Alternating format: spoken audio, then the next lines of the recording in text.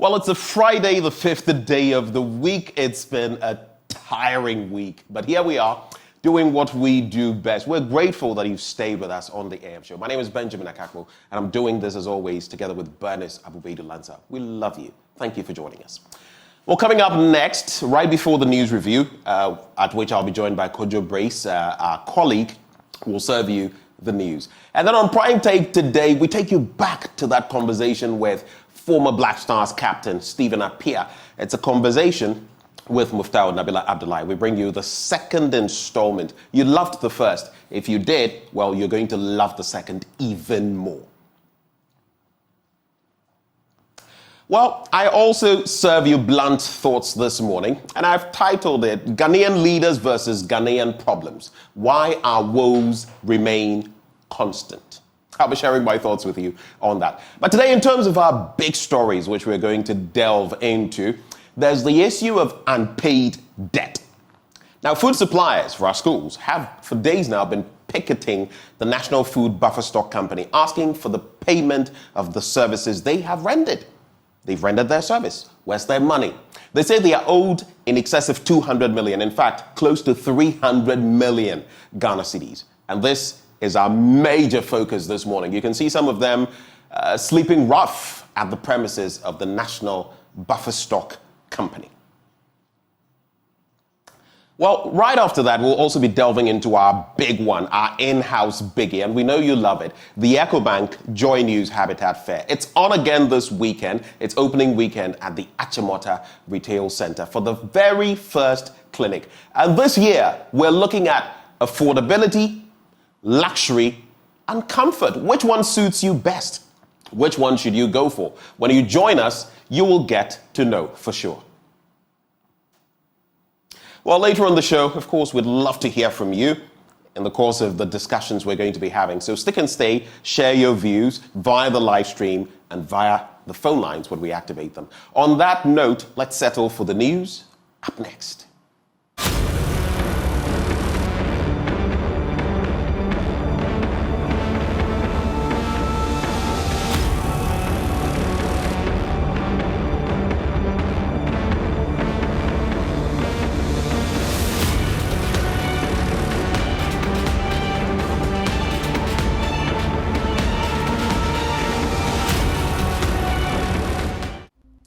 Well, let's get into the news now, and thank you for staying. In our first story, some residents of Tema, Community 22, are upset about the deteriorating state of their roads. The road has deep potholes, and the asphalt has been washed off, exposing the bare brown earth. In today's installment of Ghana's Potholes exhibition, residents are calling on government to pay more attention to them now and not wait till elections. Jojo Kobina and Kingsley Otu have more in this report. Driving through Tema Community 22 requires great skill and resilience. It is as though staying in your lane is prohibited in this community. Drivers would have to constantly veer off their lanes to minimize the impact of slumping into potholes, and sometimes get used to slumping and bumping into what looks like craters. The rains have worsened the quality of the road. Motorists barely drive 30 meters on asphalt road, and they are back to what they dread.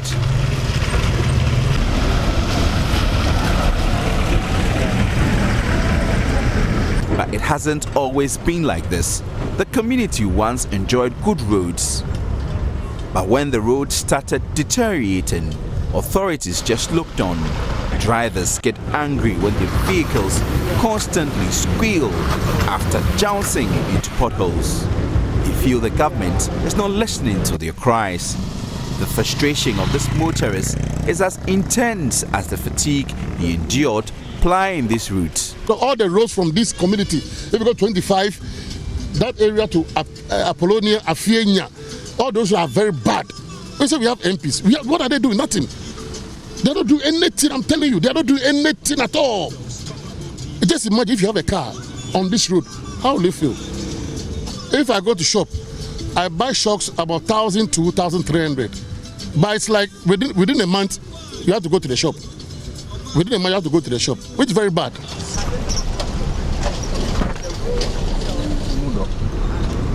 Potholes have reduced 5 minutes journeys into 30 minutes drive. Refusing to slow down on this road will eventually damage your car. Emmanuel Akole is a beneficiary of the poor state of the road. For years, he has been making this road motorable. He has the pothole map of Community 22. After roundabout, the Afalwa Junction, this 22 inside was no good at all. There is so many places I know where no good. Tema, I know kind of places. Yes. The time they not build the China Mall, maybe the one I used to take popping machine. They draw the water, they divert the road. It means that Baba go let I get my own position at the sleep. He still wants authorities to fix the road, arguing that potholes will not put him out of work because they are common in the neighborhood. Yes, I used to go there, main junction for the Afalwa station there. I used to go there, up there. Any actual place God showed me, make I did so that I could get my daily bread. Sometimes I could get like 30, 40.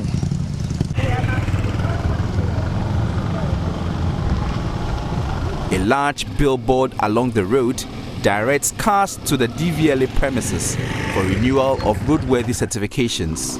Daniel Asari, president of the Tema Community 22 Residents Association, is not amused by this irony. That is the irony, to drive through a road which is not roadworthy, to go and do your roadworthy, and then you come out back onto a road which is not roadworthy after you've done your car. It's just frustrating, especially when you just have to do a short run within the community, not that you're even going far. It takes so much time, you have to be extra careful. At least those of us with four-wheel, we manage, but it's bad. It's bad. The car will be jumping. It's very uncomfortable.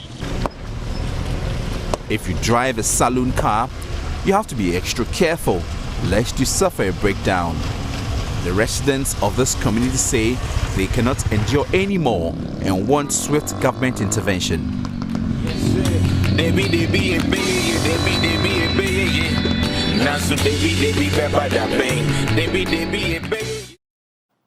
Let's head into our next story now. And the Director of the Health Administration and Support Services at the Ghana Health Service says it has become imperative for Ghana to develop and implement cost-effective strategies in the management of hospitals.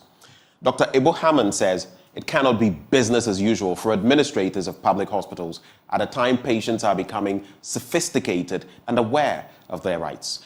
He made the call for a paradigm shift in the management of hospitals during a training program for 93 administrators appointed to manage hospitals across the country. Oheming Tewia of our health desk has more in this report. According to Dr. Hammond, hospital administrators must be equipped with and apply transformational management skills that targets expenditure cutting for effective healthcare management. Whilst cautioning administrators against fraud, he insists they cannot sit on the fence and pretend all is well at a time medical legal cases are on the rise against health workers and facilities. The hospital administrator is required to apply transformational leadership and strategic management skills for effective healthcare management by providing all cadre of health professionals with the necessary logistics and the enabling environment to empower them to discharge their duties effectively. Innovative revenue generation and expenditure cutting measures to ensure efficient and effective operations of public hospitals. The training will also enlighten participants with strategies for preventing and managing medical legal issues which are on the rise. We are being sued by patients because of negligence and others. Country representative at JSI, Dr. Henry Nanagai, wants administrators to prioritize prevention, detection, and elimination of fraud at all times. In the development space, when we see that there is an irregularity of resources that we are using, whether for HIV, TB, malaria, COVID, etc., either in the health facility or a district, we discuss it at our level, and sometimes we don't provide more resources because we are worried whether the resource will be used appropriately or not. So fraud prevention, detection, and response, as administrators, I can tell you that it's a key thing that you should all look forward to preventing, detecting, and supporting to minimize the matters of fraud. Deputy Director General of the Ghana Health Service, Dr. Anthony Ofosu Adofo, has charged administrators to help manage the government's investments efficiently in the provision of health infrastructure that goes a long way to improve patient care. Government and our development partners have provided a lot of support and investment in the health sector. And you as hospital administrators, you have the responsibility to ensure that these investment and resources are managed effectively. From Kumasi, for Joy News, Oimenteria reporting.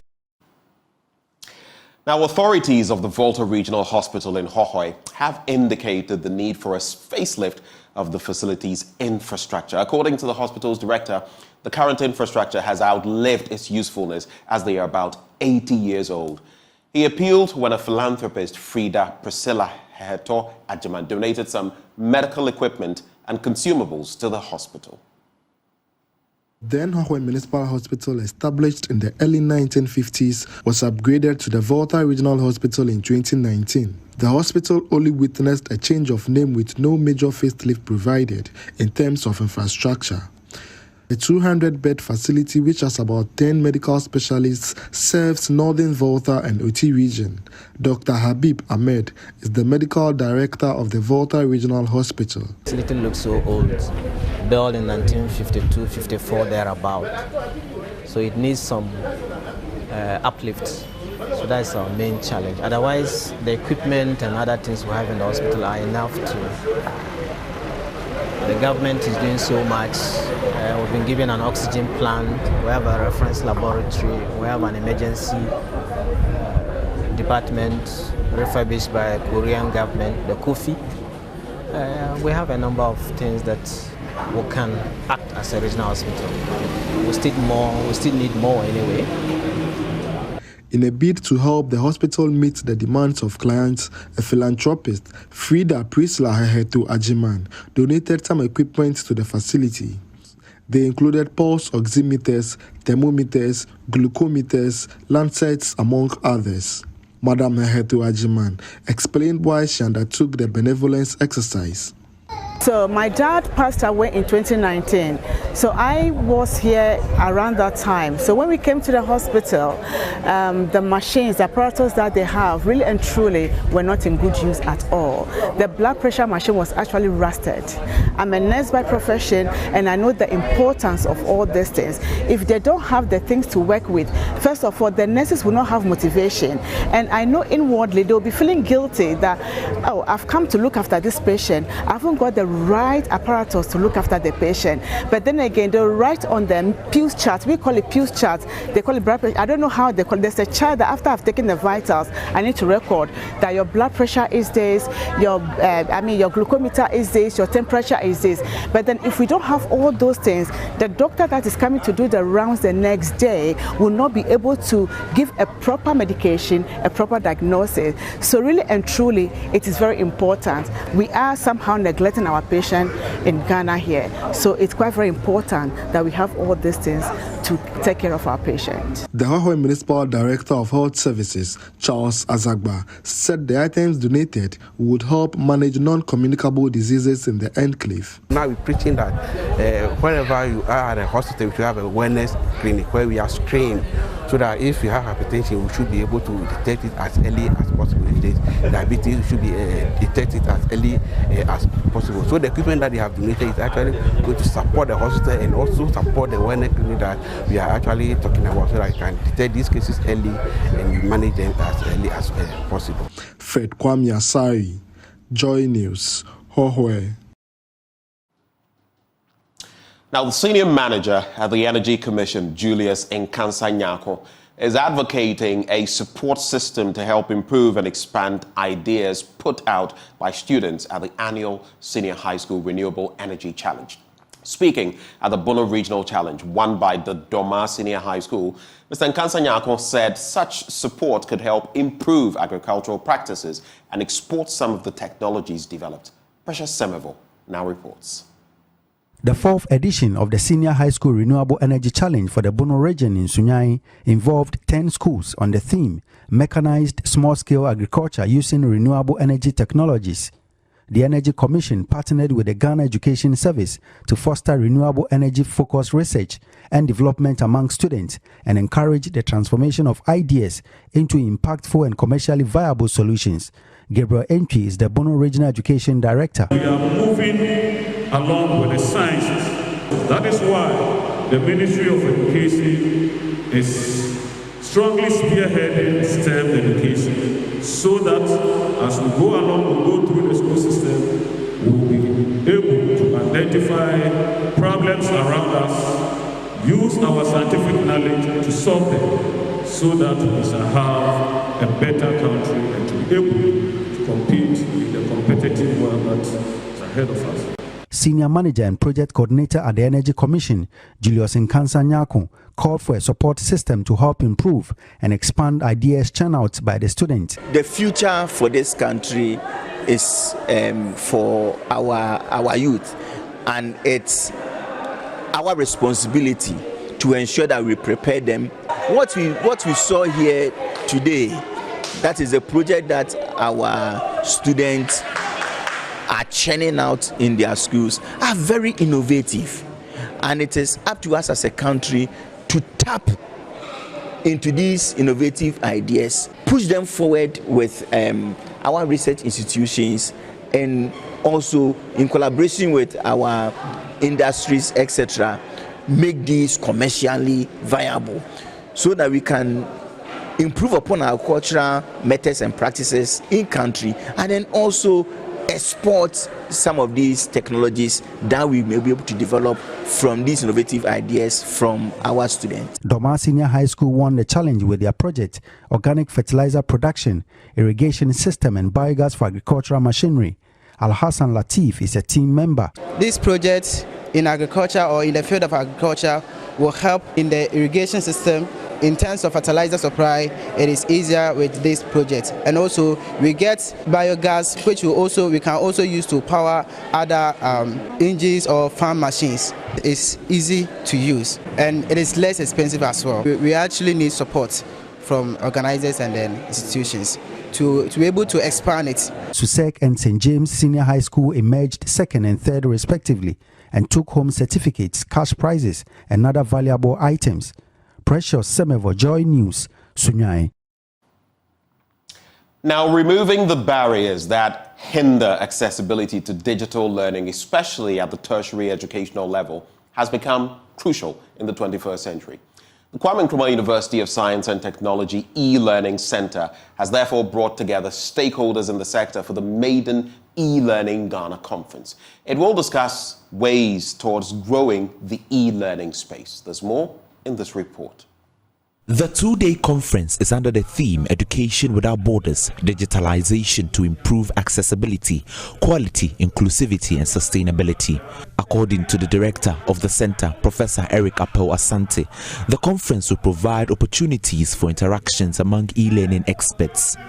He is hopeful the discussion will help in shaping up the e-learning landscape. This maiden e-Learning Ghana Conference, targeting tertiary institutions, will be the pathway to forging a formidable network of e-learning experts in the country. The forum should sensitize our stakeholders such as academics, trainers, policy makers, and our students, cherished students, to ensure the integrity and standards of the Ghanaian e-learning landscape.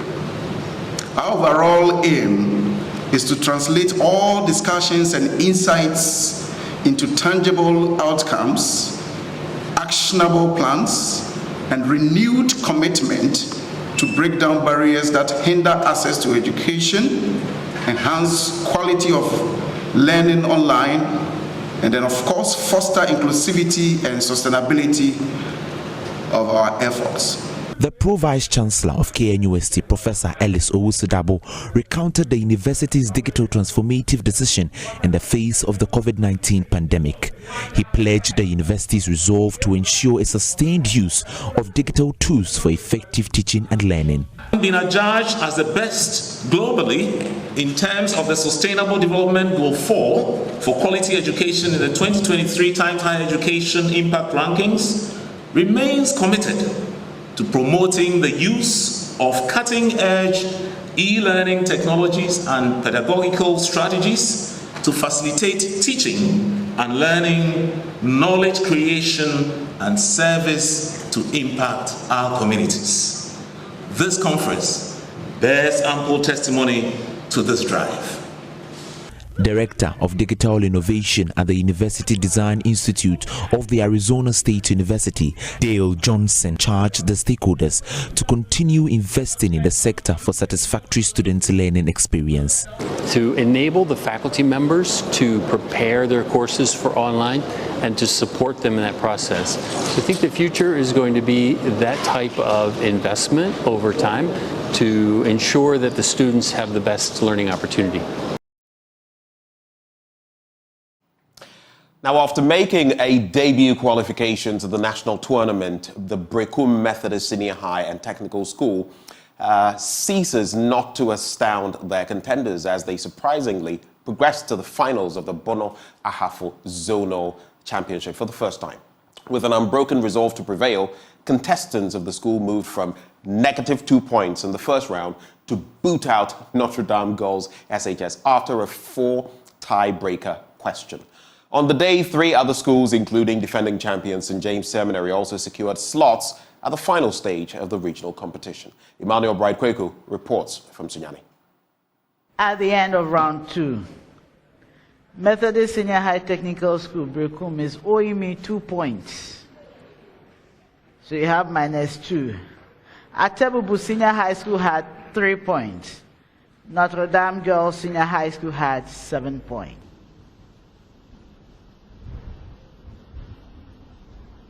Utter silence in the Brekum camp after the quiz mistress announced scores for the 3 schools at the end of the second round. The school had moved from a 0-point score at the end of the first round to a deficit score of 2 in the second round. Their hopes of winning were almost shattered. But with an unwavering spirit to push through, the contestants nullified their negative score in the third round to secure 8 points behind Notre Dame Girls SHS and eventually ending the contest in a tiebreaker. Intersect at E. Then AE times BE equals CE times DE. Is this true or false? Yes, Methodist. True. That is correct. So congratulations to you, Methodist Senior High Technical School. Wisdom before riches, for learning is better than silver and gold. This is coming as a surprise. During the qualifiers, you qualified to the first time to the national tournament. And today you are qualifying again to the first time to the finals. How does this make you feel? I told you this year is our year, and I'm saying it again, that it's a year for mistake. So the surprises are just going to be more. Is this surprise coming from John Wesley or something? How you are managing to get these things? Sure. Because Methodist is doing well. Okay. Yeah, it's the prayers from the entire school. Being down by -2 points in the first round, we never gave up. We'll keep on surprising you because we know that we are working hard for it. Don't take the other schools. There are big points for consideration, but we are telling you that we are coming. Even if it's going to be 2 points, as we said previously, we are winning the nationals this year. We are winning the regional championship. 3 other schools, including defending champions St. James Seminary, Sunyani Secondary School, and Akofi Ameyao SHS, also secured slots at the final stage of the regional championship. Victory is ours, as they shall grow and grow. For us, we have prepared to meet anybody, and it's continuing. we have just set the pace. This is the beginning. Yes. We are not leaving any stone unturned at all. And we are going to meet any school at all. We are going to crash every school. SISEC promises you that we are going to strengthen our Pestica city for the betterment of our school and the country at large. Listen. We are taking this hands down and we are coming with a back-to-back performance. Yes. So the other schools, they can try. Yes. Because it is an illusion they cherished. A hotel for. So St. James Seminary just secured the last slot to the finals of the Bono Ahafo zonal championship right here in Sunyane, and they qualified. So far they have the highest points. They've actually cemented their stance as the defending champions. They qualified with some 46 points. Given the impressive performance by your boys, are you convinced that you're going to win the championship back to back? In terms of life, everything is a probability. But based on what we've done today, we hope and we pray that the good Lord will grant us victory tomorrow. We are still holding our heads high. So we are not promising anything, but what we promise is what we believe in ourselves we are going to do tomorrow. So that's a teacher from St. James Seminary School. They secured the last slot to the finals. They are qualifying with 3 other schools. We are having a Kumfi Ameya Senior High School, Breku Methodist Senior High and Technical School, and also we also saw Sunyane Secondary School also qualifying to the finals of the Bono Ahafo Zonal Championship, which will be happening later tomorrow. From here in Sunyane, my name is Emmanuel Bright-Kweku. It's a wrap for the news on that National Science and Math quiz note. But stay with us. Up next, we get into the papers. The news review. Up next.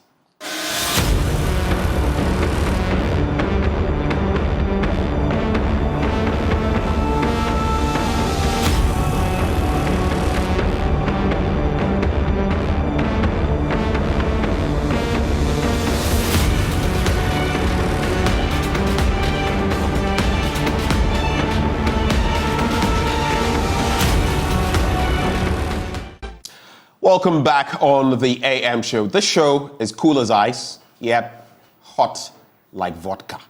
What do I say? That's what we do on the show. And we're glad to have you back. It's time now for the news review. And I'm glad to host, I nearly said my colleague, but this guy, from the University of Cape Coast, right? That's what it is. He's not even a Casfordian, because this morning I wanted to show a little... I didn't charge at Commonwealth Hall, but I just wanted to do some...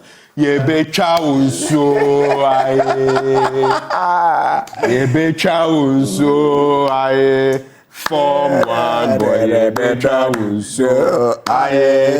form one boy. What's that? No, but Ogaho, we had our own. We held our own now. Yeah. I mean, we had a block called the G block. Okay. Yeah, and we had the Monkey Empire there. I mean, the what empire? Monkey Empire. Yeah. Hey, when you are in Ogaho, you are a monkey. But the proper Monkey Empire was the G block. And every Friday evening, there was Morale nights. So yeah, those of us who were not too actively in it, we could go stand there and then pick 1 or 2 words. So when we had to go on the hall-like procession, we're in there. I see. Once I saw my roommate do the Beoto thing, and when we came to the hall, you were looking at what now? Yes. Okay, so here's a bit of a revelation. I never charged. Oh, okay. Commonwealth Hall. I still remember E21. So shouts to whoever is in E21 now. Yeah, I was in E21. I was in D31. D31. Yeah. Oh, that's a DE 2131. Yeah. And I also lotto numbers. Anyway, good to have you on the show. Good to have you, man. This segment always brought to us by Endpoint Homeopathic Clinic. Now they are offering free prostate screening. We get ourselves checked, you should too, and free female fertility screening. Just make tracks to any of their branches here in Accra at Spintex opposite the Shell signboard. There's Kumasi Kronoma here behind the Angel Educational Complex. There's Takrady Anaji Estate. Mr. Brazier is very familiar with that place. There's also Tema Community 22, Techiman Hanswe and Siama and Zema. You do want to call them on 0244 867 068 or 0274 234 321. End Point Homeopathic Clinic, the end to chronic disease. But for now, just the start of the news review. Charlie, so you know how we do it. Today our time is a bit limited. Let me see, give or take, we have a little less than 20 minutes. Let's look quickly at your topical matters for this week, especially as we have a lean stack of papers. But for you, what has been most prominent? 1, 2, 3 this week? The MPs abandoning the House to follow. Major issue. Major issue.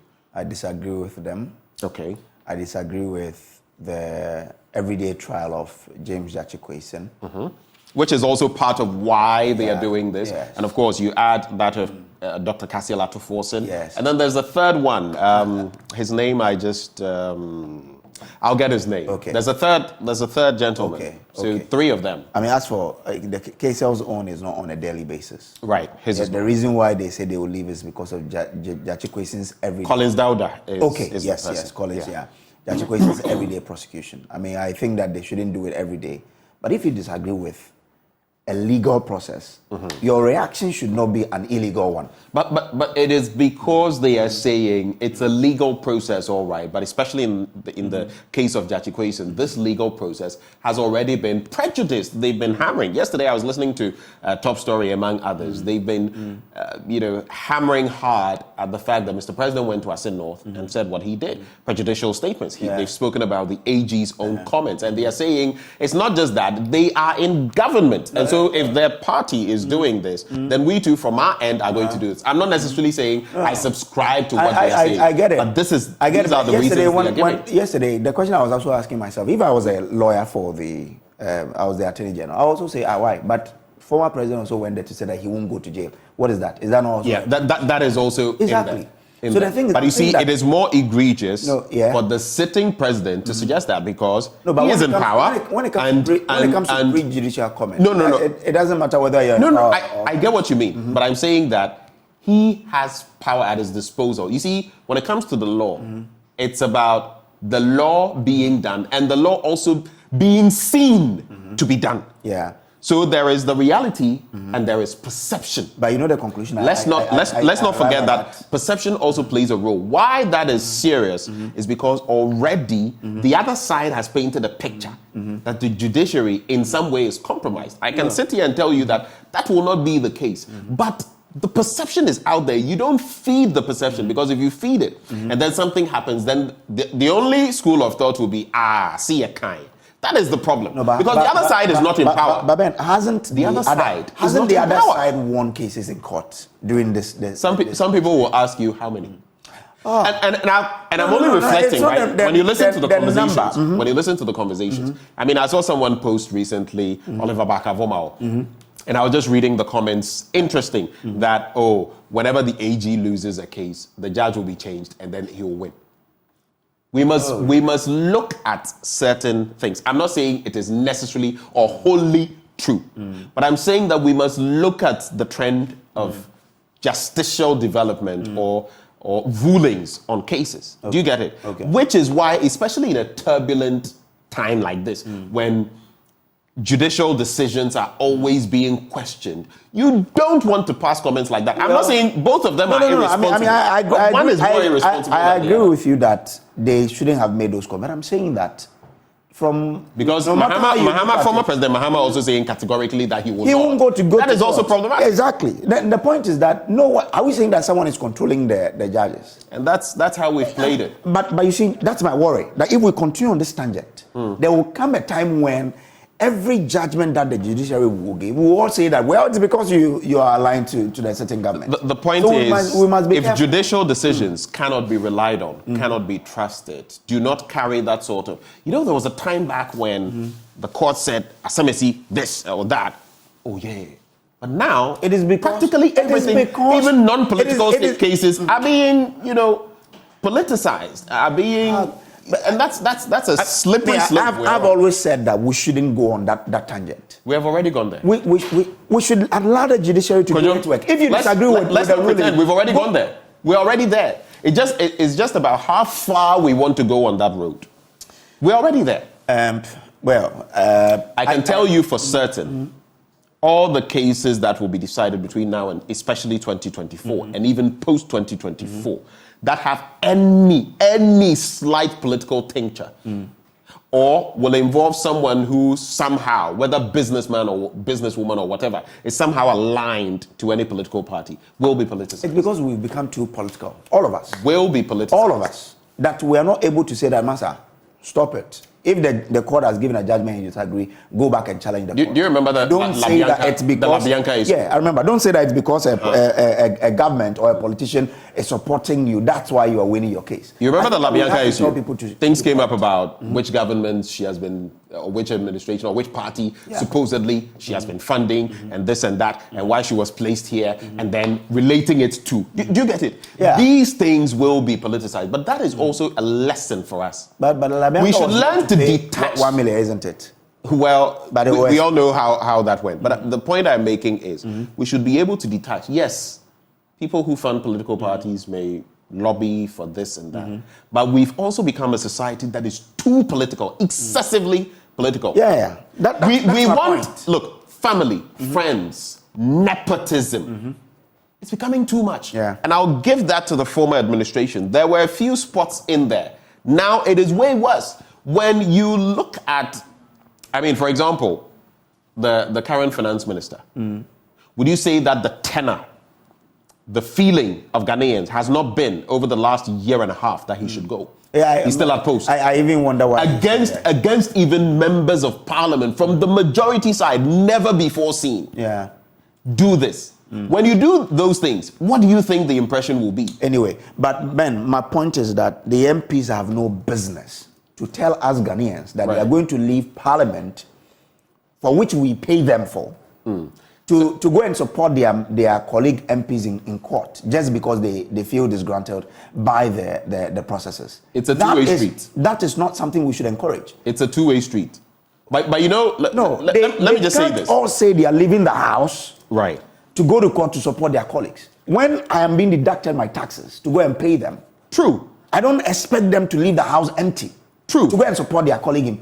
Look, 1 or 2, 5 people going to support them, I don't have a problem. Right. But if the whole minority is leaving, we cannot create this precedent. So tomorrow, if another side comes and then does the same thing, we cannot continue. We shouldn't be accepting this. These are the sides, the other sides of the conversation. This is no precedent.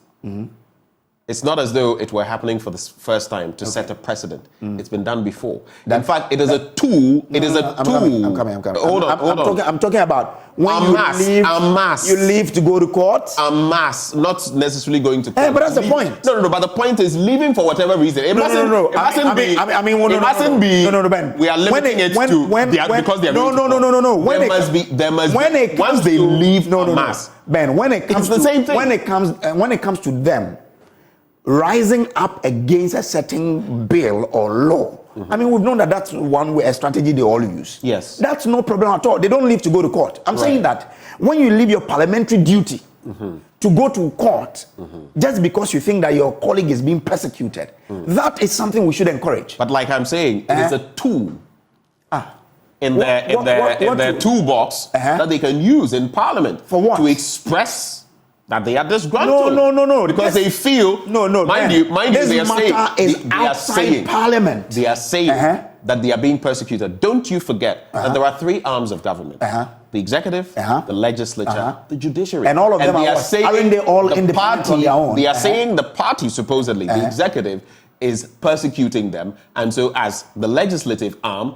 they are also going to support their colleagues. I'm not justifying what they are doing, but I'm merely saying that let's not say it is precedent. It is a tool that has been used without number. As for it has been used by the other side. I remember yesterday. I think the majority whip or something. I've forgotten his name. He has he admitted that this is not the first time something like this is happening. My only problem to go to court. My only problem. you keep reiterating. I'm saying it is of no consequence whether they leave for this reason or that reason. If they leave en masse, they have left en masse. It is not about the precedent of going to court. But my problem. But when it came to e-levy and they all left, my problem supported them because we didn't want it. My problem is that yesterday there were ministers who came to the floor of parliament to answer specific questions that members of the minority had posed.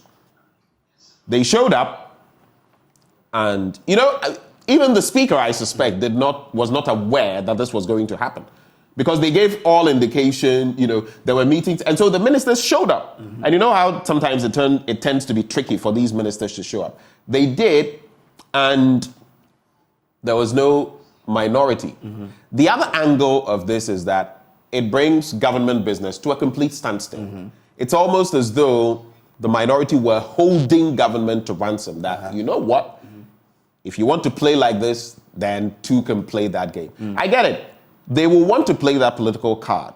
But like you're rightly saying, it also comes with consequences, because some of these things may be used by the other side when they also get into opposition, depending on the numbers. I'm just saying that we ought to exercise level-headedness, but I also am aware of the fact that, it's like sowing the wind. You reap the whirlwind. And some of the things we have done in the past are coming to haunt us now, and some of the things we are doing now will haunt us in the future. That is my take on this. I mean, they shouldn't do that again.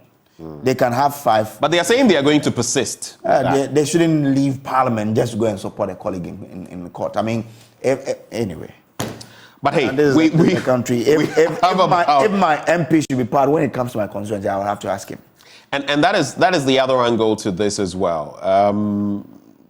For those of you whose representatives are in Parliament and you feel they are not exercising, or standing in for you, how do you feel about that? We have some comments coming through. Lord Rich is not happy with you. He says it's a democratic tool. What's the difference between judges and doctors going on strike? Are they being paid by... Okay, that's fine. Maxwell says good morning. I want more of your thoughts on this. Those who disagree with me, send comments. Those who agree with him, send comments. Those who agree with me, disagree with him. Let's know what you think, okay? We have about 10 minutes. So let's quickly do this. I'll delegate and find a newspaper. All right. So you start, kill those birds, and then we'll come to me. All right. So from the Daily Guide, MPP presents a vetting report Monday. Best to lead MPP. That's according to Vice President Dr. Mahmoud Bawumia. NDC MPs boycott Parliament. He says when he's the best to lead when the court's decision came and he had to be in the dock. No one said. So that was a subtle jab at Alan Chemate. But I don't think that will suffice to get him the flag bearership. NDC MPs boycott Parliament for Kwesing. That's something I will always disagree with. Asin North MP trial adjourned. Now, Vice President Dr. Mahmoud Bawumia has stated that after being trained for the past 16 years by President Akufo-Addo and former President John Ajekum Kufuor, he is well positioned to lead the ruling New Patriotic Party to the next level. According to him, he stands tall among the 10 flag bearer aspirants as the most experienced person to provide the needed leadership for the governance of the country. Dr. Bawumia told delegates in the Subing constituency on Thursday morning how he rose from a running mate position to vice president, stressing he knows Ghana better to prefer solutions to the challenges facing it. Quote, I have been groomed by both presidents, J. Kufuor and Nana Akufo-Addo, and I've had the opportunity to see every community in Ghana for the past 16 years. And so I am more experienced and competent to lead this party than any other, he stressed. He stated that his straightforward message to the MPP's delegate was that, quote, it is possible, unquote, to make Ghana succeed in all aspects of life. Yeah. Okay. So that's the vice president there. He's giving, the sort of unity he will bring to the party if elected as a flag bearer. He's also speaking of his experience in the office of the vice president and how that could be valuable to the MPP in the quest to break the 8. So it's now in the ball of the delegate. And again, even when the vetting committee presents its report on Monday to determine whether or not he is qualified to the next stage or he's being dropped, that's when we will know. And then that special delegate will, of course, come off. Now, the National Vetting Committee of the governing MPP will on Monday, July 10, 2023, present its report to the National Council of the party following the vetting of 10 presidential aspirants who have filed to contest the party's flag bearership in 2024. Spokesperson for the committee, Obi Amua, who announced this at the news conference at the regional office of the party at Kokomlemle, said the 5-day exercise was meant to ensure all aspirants who filed to contest the flag bearership were assessed and duly qualified to contest in 2024. Let's see how that goes. Okay. Interesting. Okay. Now, Cocoa Board is set to achieve GCTS goals. You're spending all your time on the Daily Guide. Okay, all right then. Let me move on then and do the final newspaper. It says our win swing regions for the MPP. That's Alan Chermanting speaking there. Government needs to be balanced. Needs to balance increase. Government needs to balance increased revenue generation with business-friendly environment, according to investors. 12-year-old needs $10,000 for hole in heart surgery. Oh, it comes with a picture of Rafiatu Brima there. And then vetting committee report ready on Monday. I want to read the story of the young girl who needs $100,000 for the surgery. Now it says, Miss Rafiatu Brima Tachi, a 12-year-old primary 4 people at the St. Mary's Basic School in Chingchang. Okay, I hope I've gotten the name right. Hopefully. In Sisala East Municipal of the Upper West region, is seeking for financial assistance to save her life. She was diagnosed with a hole in heart in 2020 at the Okomfanoche Teaching Hospital in Kumasi in Ashanti region. She was recently referred to Kolebu Teaching Hospital to see a cardiologist, and after a series of tests, an amount of $100,000, the equivalent of 124,500 cedis, is needed so she can undergo surgery. She's also required to carry out 17 different laboratory tests. Speaking to Ms. Rafiatu, she mentioned that she desires to be a nurse in future. Quote, when I complete school, I will want to be a nurse so I can look after people who are unwell. I do not want anyone to go through the pain I am going through right now, she said amidst tears. Okay. Now, they've given her account number, so if I can put it there, at least someone watching us can probably help her.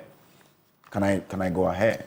Well, I suppose we could. This is for humanity. Time is of the essence, but okay. Yes, let's. So if you want to help, contact the head teachers of St. Mary's Basic School, Reverend Brother Aaron Nehru, on Momo number 0540 80 64 98, 0540 80 64 98, or account number 002101 0027012, 002101 0027012 at GCB Tumu branch. All right. Help this girl. Let's make tracks. Right before we do that, though, quick one. Are you on Threads yet? No. So people have been, so yesterday I got some pop-ups and I joined, and then I realized that I had got some followership, and then some of those I already am familiar with on Instagram. So I just used the Instagram bit to get on in. Let's see how it goes. It's like you know, having WhatsApp and Telegram. I don't use that. I just want to delete it, and then I focus on WhatsApp because most people are. So let's see how this goes, whether it catches on. But it's got millions in quite a short time. Well, I'm used to the Facebook, Instagram, and LinkedIn and Twitter. So am I. We're all the Twitter. Yeah. Hey, you will not kill me. Anyway, so Maxwell, okay, so there's Lordridge. Okay, so I spoke to you for the messages. This one says, Baba Rufai, they will continue like this if Nanado doesn't stop his, I can't read what you said, but NDC MPs will not go to the House. This one, Ragamuffin, seriously? He says, I support the NDC MP's action. Then Baba Rufai says, whatever Dr. Baumia has to offer Ghana, add it to Nanado. Okay. This one says, Benjamin Akakpo, be serious. Are you saying that it is prudent for the minority to abandon their duty and follow a colleague in court, all in the name of solidarity? Who will accompany the thief who stole the goat? Well, don't steal the goat. And secondly, I didn't say it was the right thing to do. I just said that there were precedents and that they were employing that tool, which is available to them in their toolkit. I never said I subscribed to it. Henry Ako says, the man is innocent until proven guilty. He himself pleaded not guilty in court. And so until proven otherwise, it is in order for anyone to say he is not going to jail. But to say he is going to jail is a dangerous, prejudicial pronouncement. Ragamuffin also says, if Baumia becomes president, there will be... Okay, I can't take that. Ragamuffin. This one, Yusuf says, it's a democratic tool to express their dissatisfaction. All right, it goes on and on. Edward Amma says, has the judiciary really recognized the importance of the legislature? If they see the absence of one MP every day as not affecting parliamentary decisions, then an absence of 137 MPs won't also affect proceedings. King Abel, I think this will be the final one. Okay, so it's the same message you sent. Hey, but wait, I think I saw it from a different person. Oh, it's King Abel who sent it. Well, I've read your message. I've told you, negative or positive, we'll read your messages. Daily Graphic this morning, Tyne constituency, a tourism mine in waiting. You remember how Tyne became crucial when Atta Mills became in 2008. President. 2008. Yeah. We saw that Destiny, Bereniase community cries after losing livelihood to company. 6 more jailed for secession. So let me just do that story and then we shall move on. 6 members of the Western Togoland Restoration Front, a group with a vision to secede the Volta region from Ghana to form what is known as Western Togoland, have been jailed for a total of 26 years by the Accra High Court. This brings to 11 the number of members to the WTRF who have been jailed for their activities to distort the territorial integrity of the country. There's also Nigeria suspends 10% plastic tax to cut costs. What are we doing in Ghana? Nigeria's President Bola Tinubu has ordered the suspension of a newly introduced 10% tax on single-use plastics and excise duty on some locally manufactured products to reduce business costs in Africa's biggest economy, his spokesperson said on Thursday. And that is it for me. I will just remind you of what I am going to speak on this morning in terms of blunt thoughts. And I've titled it, Ghanaian Leaders versus Ghanaian Problems. Why our woes remain constant. Ghanaian leaders versus Ghanaian problems. Why our woes remain constant. Stay for that. You don't want to miss it. Any final words, Kojo? We have to go now. No, we wish our viewers all the best. I mean, okay, Princess Ejewa, the daughter of the Paramount Chief of Lower Diskov traditional area, is celebrating a birthday today. So, Princess, wherever you are, a happy birthday to you. Happy birthday to you. And if you're celebrating your birthday today, we love you. Happy birthday to you. On that note, Endpoint Homeopathic Clinic bringing us to the end of this news review. They're offering free prostate screening, free female fertility screening. Locate them in Accra Spintex opposite the Shell signboard, Kumasi Kronomabwe behind the Angel Educational Complex, Takrade Anaji State Tema Community 22, Techiman Hanso and Esiaman Tema. You can reach them on 0244 867 068 or 0274 234 321. Endpoint Homeopathic Clinic, the end to chronic disease. But just the start of Prime Take, and we're taking you to part 2 of that conversation between Muftau Nabila Abdullahi, my colleague, and the maestro. Well, apart from Abedi Pili. Yeah. Another maestro, Stephen Appiah. Enjoy. That is up next.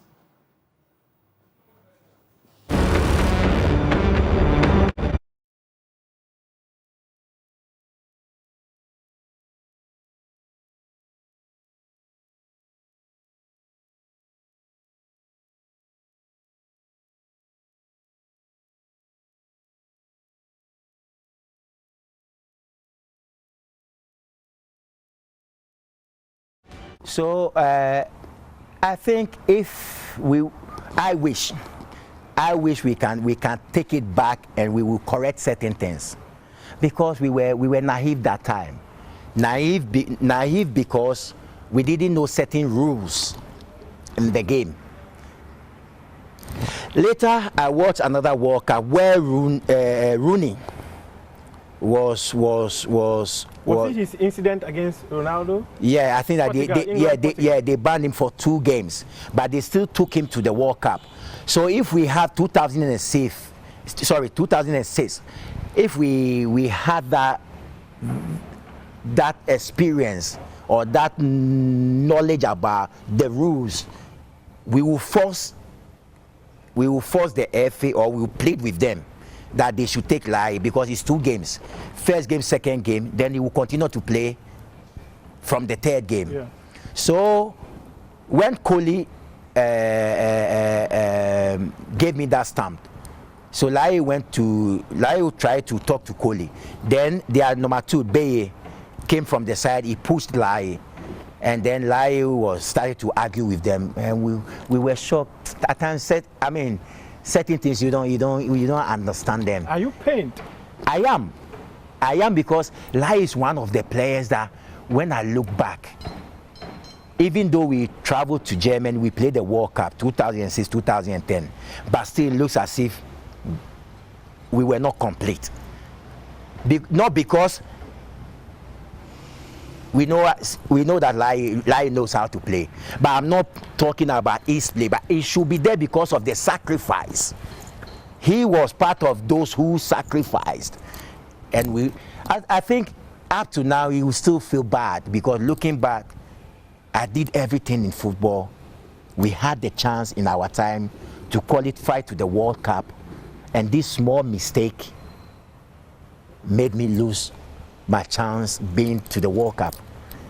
So some of us, I mean, when we talk about it, we feel bad.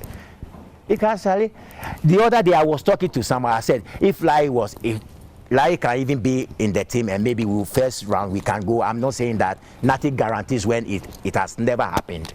So I'm trying to say that, but if Lai was in the team, I'm sure that we'll go somewhere.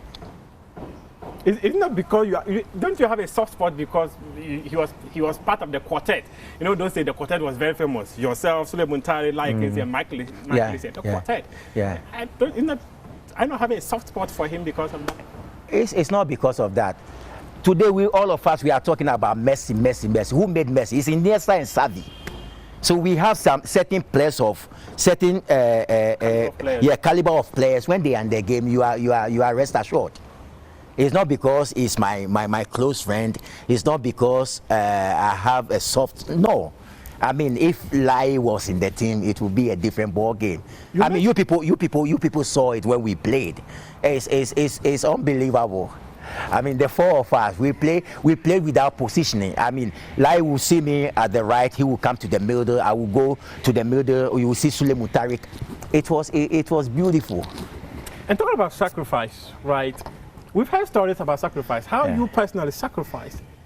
Aside from your club career where you sacrificed to play for the country and suffered hugely at Juventus, and also sacrifice, use your own money to even help the national team. Oh, but I think, you see... Did you use your money to fly down players? I've said it before, and you know that, I mean, I didn't want to say these kind of things, trust me. But you see, at times you go to interviews and talking certain things comes and you just have to say it. But I didn't want to even talk about it. I've never spoke about it before, never. But at the end of the day, today I'm sitting here as a proud former player that I played in the World Cup. So you have to do certain sacrifice to make people happy, to give their all. You have to make people happy. And that's what I did. You were flying down players to come and play for the national team. I said I don't want to. I said no. I've said it already. You see, were you flying down players to come and play for the national team? I did some of them. I was giving people bonuses. I mean, I'm not running away from it. And it's not like somebody forced me to do that. But at times, Mufti, at a point, nobody wants to come and play for the Blasters. Maybe people. That time I said there was no social. People doesn't know a lot of story. That I said one day I know that I will write a book, and there will be certain things that I will put in my book. So but people never wanted to play the Blasters at some point. No, at a point, yeah. Yes, at a point. At a point. So why were you the person who decided you were going to pay their bonuses and even fly them to come and play? But at the end, he benefited me. At the end, I had the chance to play in the World Cup. So my dream is to go to the World Cup. So I'm not seeing it as a bad thing. I mean, some players too. I mean, they have done some sacrifices. We traveled with Asamoah and we played against Congo. He chartered the whole flight. It's a sacrifice, but it comes out of his will. Nobody forced him to do that. Nobody forced me to do that. But I was looking at the bigger picture. We went to Slovenia where we were wearing our own attire at the hotel. I went to the shop. Mr. Fianu can testify. Alex Asante can testify.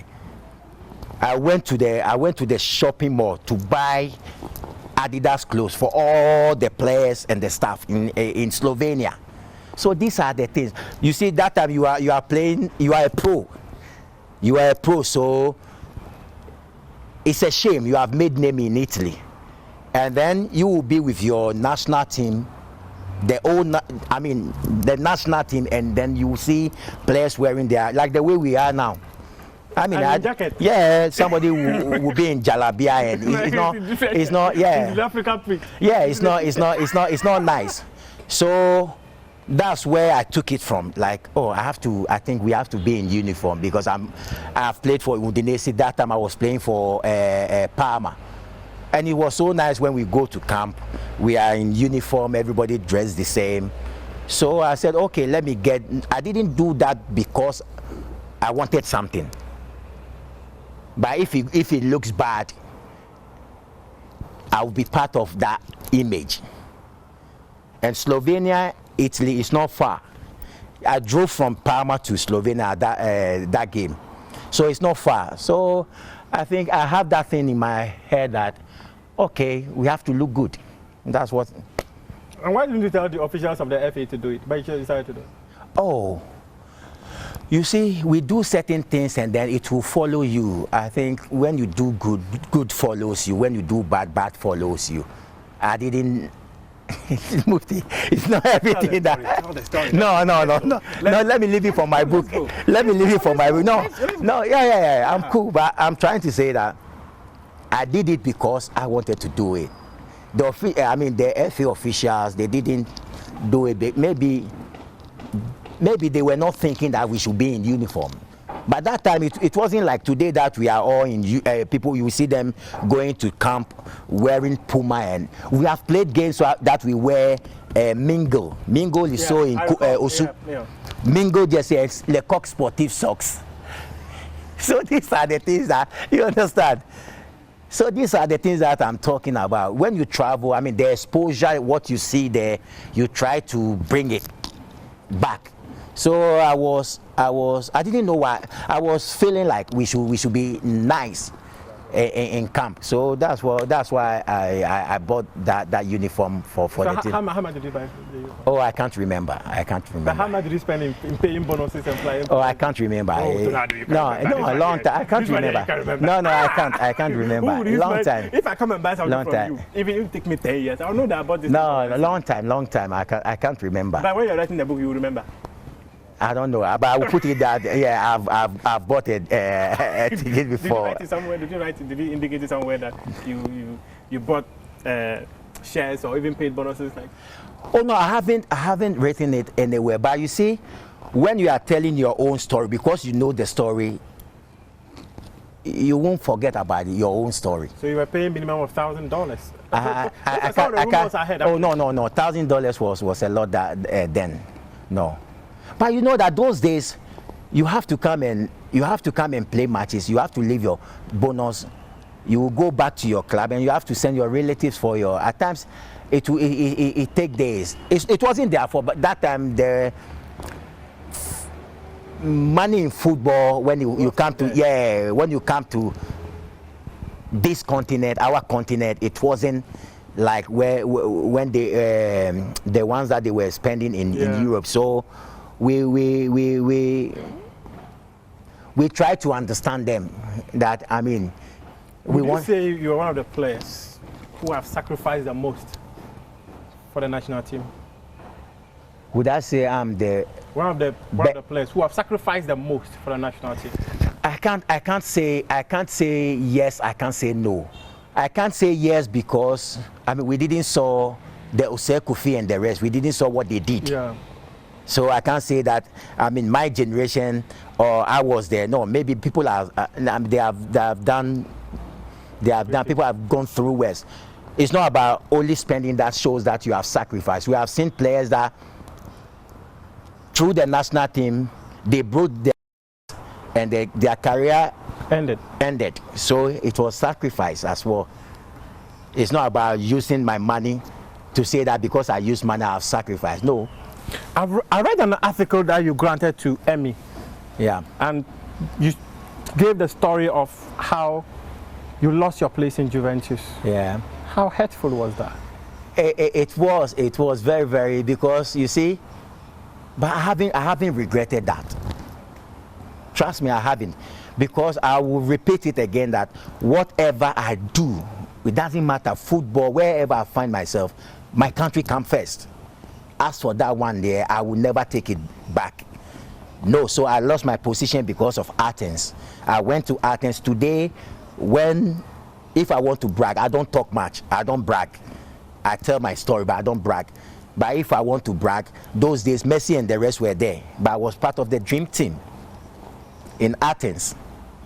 You understand? Yeah. So you scored some beautiful goals. Yeah, so leave it. And I think that they were so upset because I scored against Italy. I was coming, they were preventing me not to go to the tournament. I forced myself telling them that I want to go to that tournament. The Olympics, I have to. And I went. So in my career, I have been through all the ranks. I played 95, I played under 17 World Cup, 97 Malaysia under 20, I played the World Cup, 99 I played another World Cup under 20. So then that was New Zealand 99. Yeah, 99. Yeah. Then 2004 Black Matthias. Black Matthias. I was part of the Olympics. I was part of the dream team. 2006 World Cup. So I've been through there. You understand? So if I'm sitting with...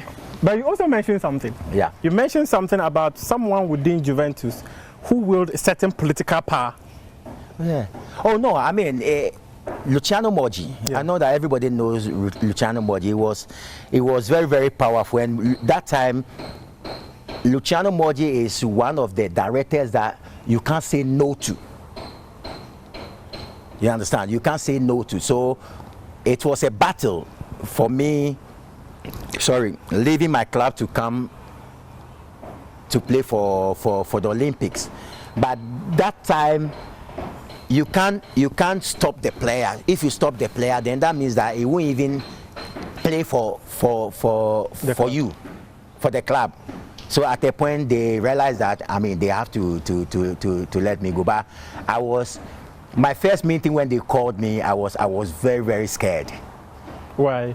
You are going to sit in front of Luciano Moggi, Bettega, who is one of their legends, and then their lawyer Giraldo. It's even the top players. You can't go to Luciano Moggi saying no. So who is Stephen Appiah going to say no to Luciano Moggi? But you did. Yeah, I did. That's why I said I did. And you suffered the consequences. Yeah, but at the same time, I'm happy that I chose my country, and I suffered that consequences. I went to the Olympics, and I made my name. You told the 2010 World Cup story, so I'm not going to go into that 2010 World Cup story about penalty issues and all that. You've told that story many, many times. But let's talk current issues. You mentioned that just a couple of minutes ago when we were talking, you mentioned about the interview you granted. Yeah. And one of the things they spoke about was the fact that where you use your money to pay players bonuses and all that. And there was another thing too that you said, the one that dominated the headlines, where you said that you've got a network, so footballers should at least be given certain roles to play within the football governance in this country. And there are people who said that you've played the game doesn't mean that, and you have the network doesn't mean that you've got the knowledge to run the game. What do you say? You see, I think they misunderstood whatever I said. Thank you. Clarify for me. Yeah. I wasn't talking about former players getting positions, being coaches, but you can get something from them when you try to ask them about certain opinions. For instance, Mohamed Polo, Abedi Pele, Abdul Razak, and the rest, they have won the African Cup before. So you can even, I'm not talking, when I talk, I don't speak about Stephen Appiah. Trust me. I'm not talking, I've never talked about myself. Never. Today we spoke about yourself. No, there is. So you're giving me a life no, but I won't say that it's Stephen Appiah, because I think that there are people who came before us. Yeah. There are people won trophies. As I mentioned, Abedipele and the rest. We have been since 2008, semi-finals, finals, semi-finals, finals. I mean, against Cote d'Ivoire, we had the chance where they lost their first two penalties. Yeah, first two penalties, but we couldn't grab the cup. So I mean, you can invite certain former players and ask them what did they do to win the trophy their time. You see, they will give you ideas. You can take it or not. But I think that they didn't get what I was trying to communicate. Yeah, then they took it in a different. And it exploded. Oh yeah. So I'm not saying that I was happy. I'm not saying that I was not happy, but I realized that.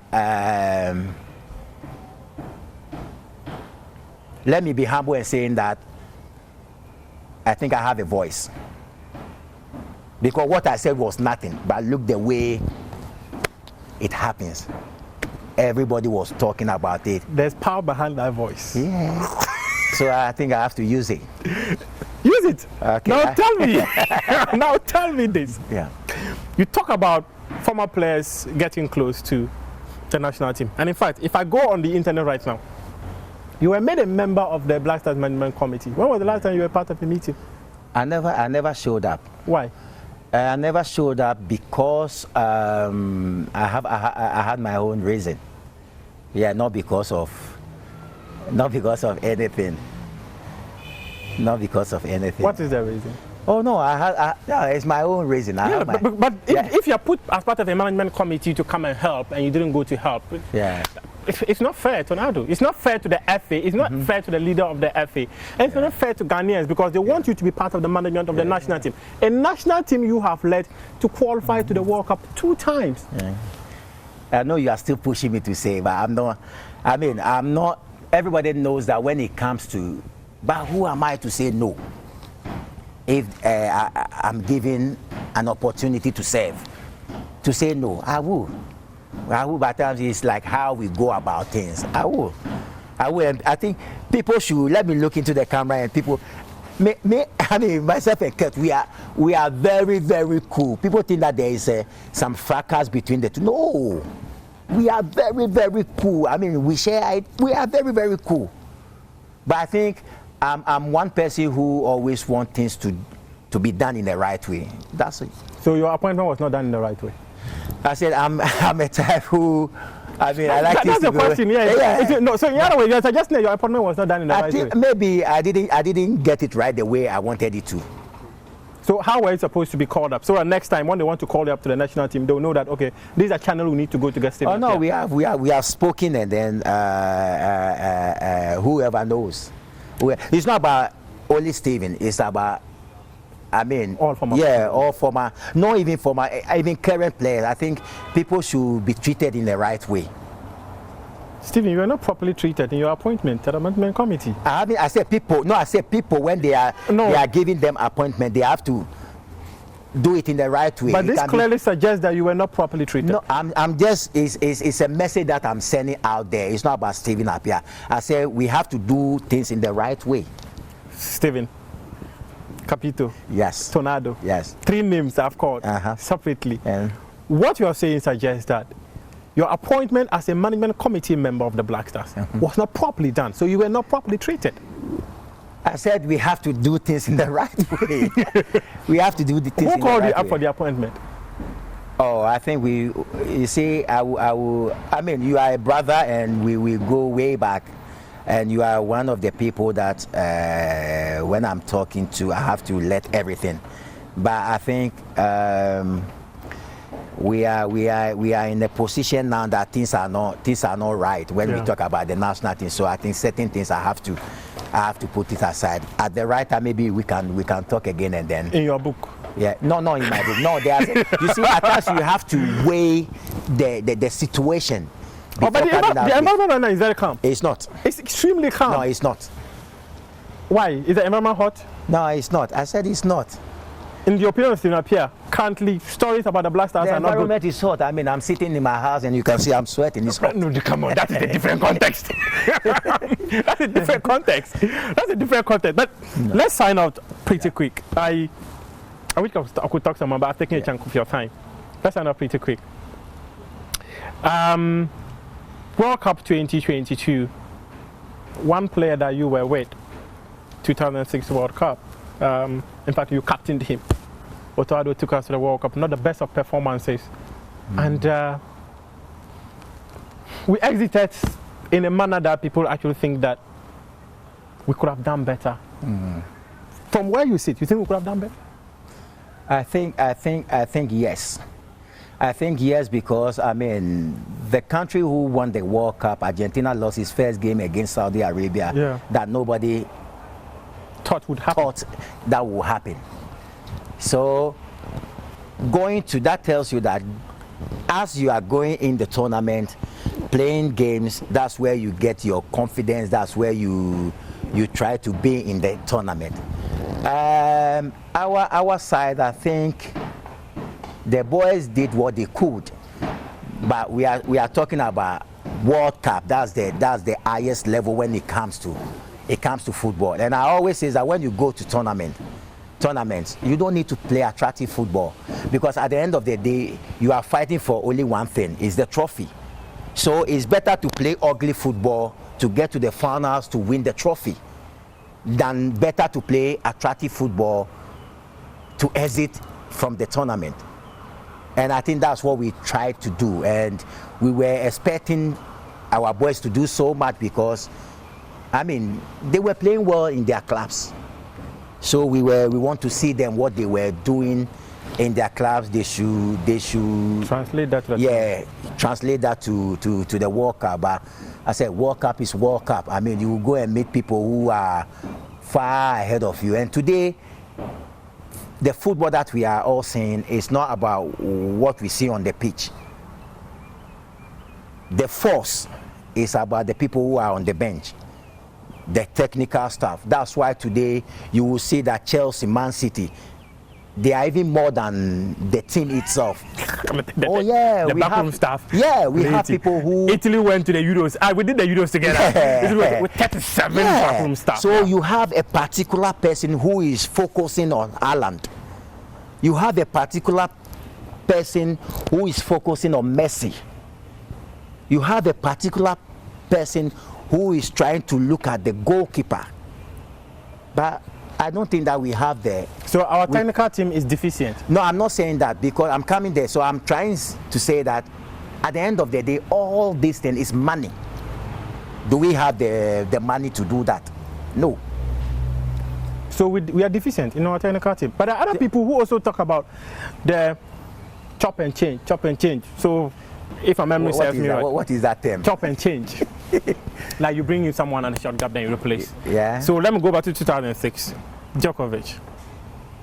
Then there was short gap where there was Salah Stete. Then there was Stephen Appiah. Then there was Claude Leroy for the 2008 African Cup of Nations. Then came Milovan Rajvac. Then came Goran Stevanovic. Then came Kwesi Appiah. Then after Kwesi Appiah, we had Avram Grant. Then we had Kwesi Appiah again. Then CK Akono. Then Milo again.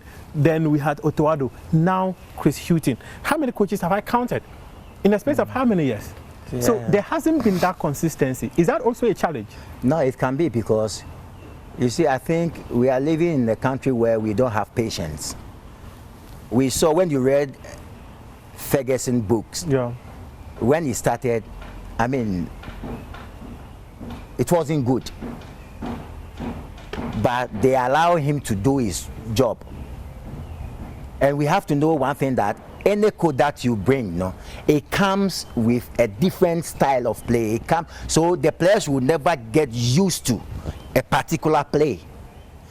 That's why maybe it looks like we are not getting like what we want to see.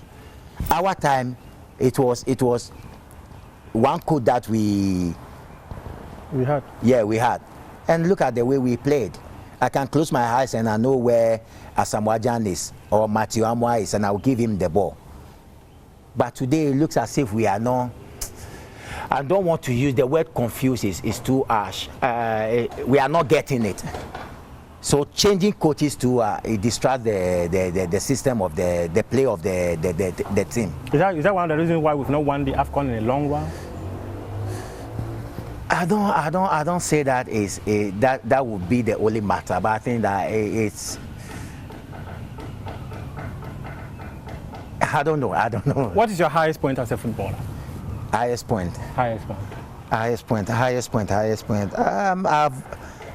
I've won some trophies. I think being in the World Cup. That's your highest point. Yes. And your lowest point? My lowest point when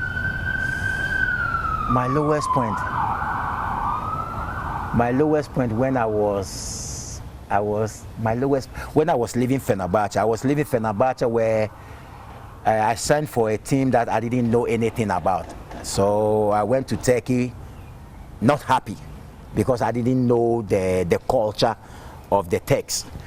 But when I got there, I saw that it was a different culture. So I went there with the mentality of seeing the people covering their faces, but when I got there, it was a different thing. And I enjoyed my 3 years with Fenerbahce. I mean, I played so well. The first year, I won the player of the league. The second year, we won the league. And the third year, 2007, I got injured where they discovered that I had DVT, deep vein thrombosis. So I traveled to America where the doctors were like, I can't play football anymore. But at times, I mean, where people think that, oh, he can't do it, that's where I prove people wrong that no, it's not. No, I will do it. I remember when the doctors, my agent was there, when the doctors were like, what has happened to me is very, very difficult to play football again. And my agent was like, looking at him, said, look, are you going to cry?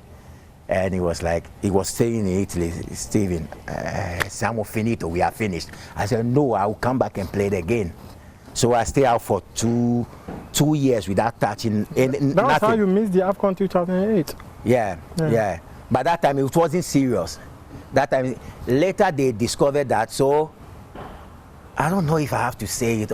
So I passed out twice, one in a plane. The second one, I was running in my environment, my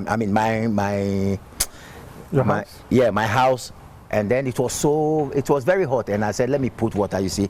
I put water, and then I didn't know if I was there for 2 hours, for 3 hours. I found myself lying on the floor. So I get up, I went to, that time, the black cloth was splitting to my lungs. So I was even if I'm lacing my shoes, I can't breathe. And I was playing, so like if I wasn't lucky, I would be on the pitch one day, like how some players like Vivian Foe and the rest, the same thing will happen to me. Because they thought maybe it was something not serious. But when I went for a second opinion in Italy, that's where I saw that we were doing the echo Doppler. So they realized that the thing is in my lungs going up. To your brain? Yeah, to my brain. So one of the doctors were like, I was lying like this, so it was like, so when Italians, they say they do this sign, then that means that it's not good. So I turned and I saw the doctor doing this sign, and I was like, what is happening to me? Somebody should tell me something. What is? And the doctor asked me, do you pray? I said, yeah, at times I do pray. And he said, somebody is somewhere who loves you so much. And I said, who is the person?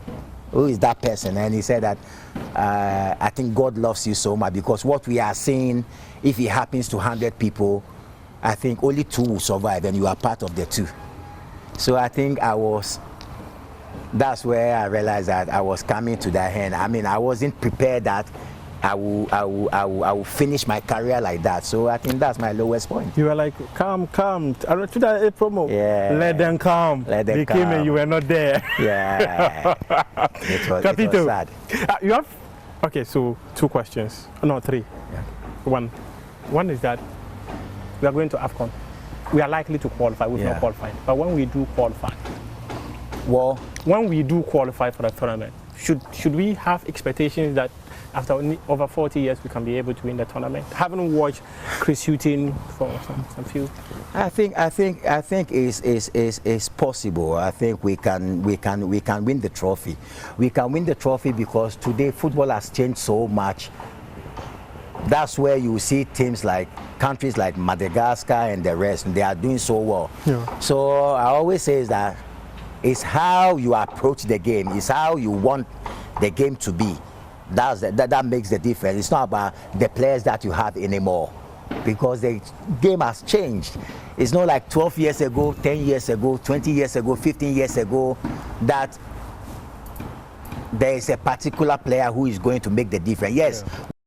How many are there today? So it's about how we approach the game that will make the difference. And we should continue believing in our boys, and we know one day it will happen. You have a newfound love for certain sport called tennis. Yeah. Some of your mates are going into football administration and going into coaching, and you are into tennis. Why? No, I'm into tennis. It's just a hobby. Yeah, it's just a hobby. I'm trying to keep myself fit. So it doesn't have anything to do with friends going to doing certain courses. I mean, tennis, I'm having fun. I started playing 16 months ago, and hey, you've been playing for more than a year. Oh yeah. I started 17 February. I went to watch a friend called Dr. Pounds and George Boateng. Yeah. So I mean, I watched them play, and I said, I will learn how to play. So the next day I told the coach, no, it was Saturday. So I told the coach, the tennis coach, that I think Tuesday I will come and I will start training. So I went to buy kits kits and the racket, and I went there on Tuesday. The coach said I should be there 6 o'clock, but I mean I always 4:30, 5 o'clock. I'm already up. So I went to Labadi and I started to train with Coach Joseph. The first 5 minutes, I wanted to tell him that no, I think that I'm not interested in tennis anymore, because it was so difficult, the movement, and I was always putting the ball in the net. So I was like, no, I didn't do well today. But you see, I left a kind of negative impression about not doing well. Yeah. So I said, no. Then I have to go and try to do well before I will tell him that I'm not. So I went and today I'm beating people who have been playing for 7 years. Capito. When you see me playing tennis, I mean, you think that is Alcaraz. You no, not Djokovic, but Alcaraz. No, but I'm Federer, Stephen Appiah Federer. So Capito, we are not putting on the conversation. In fact, we've even signed. I was just laughing then and all that. So why not coaching, but this thing? Why not coaching? Coaching, yes. Oh no, I think that, you see, you don't like coaching. It's not that. When I was playing, my plan is after football, I'll be a football agent. That was my plan. But when we traveled to Egypt, I mean, being with the team, watching Stephen Appiah, and that's where I started to love, to start getting interest in coaching. But it looks as if there is a trend going on here in Ghana. Means that all the former players should be coaches. No, we have other ways that we can try and put ourselves by doing one or two, upgrading ourselves. So everybody coaching. Yeah, we have the knowledge, but we have people who can be behind, but they still can give advice. So you want to be a scout or an agent? No, I wanted to be an agent, but I mean the world is evolving now. You can plan to do something, but something else too will come, and then you have to try and. So you've changed. You don't want to be an agent again? No, I said no. You asked about coaching, and that's why I'm saying no. The agent, but you can be an agent. You can be a football administrator. You can be a. So which one would you do? Don't worry, Stephen Appiah always moves slowly, low key. You see, what if?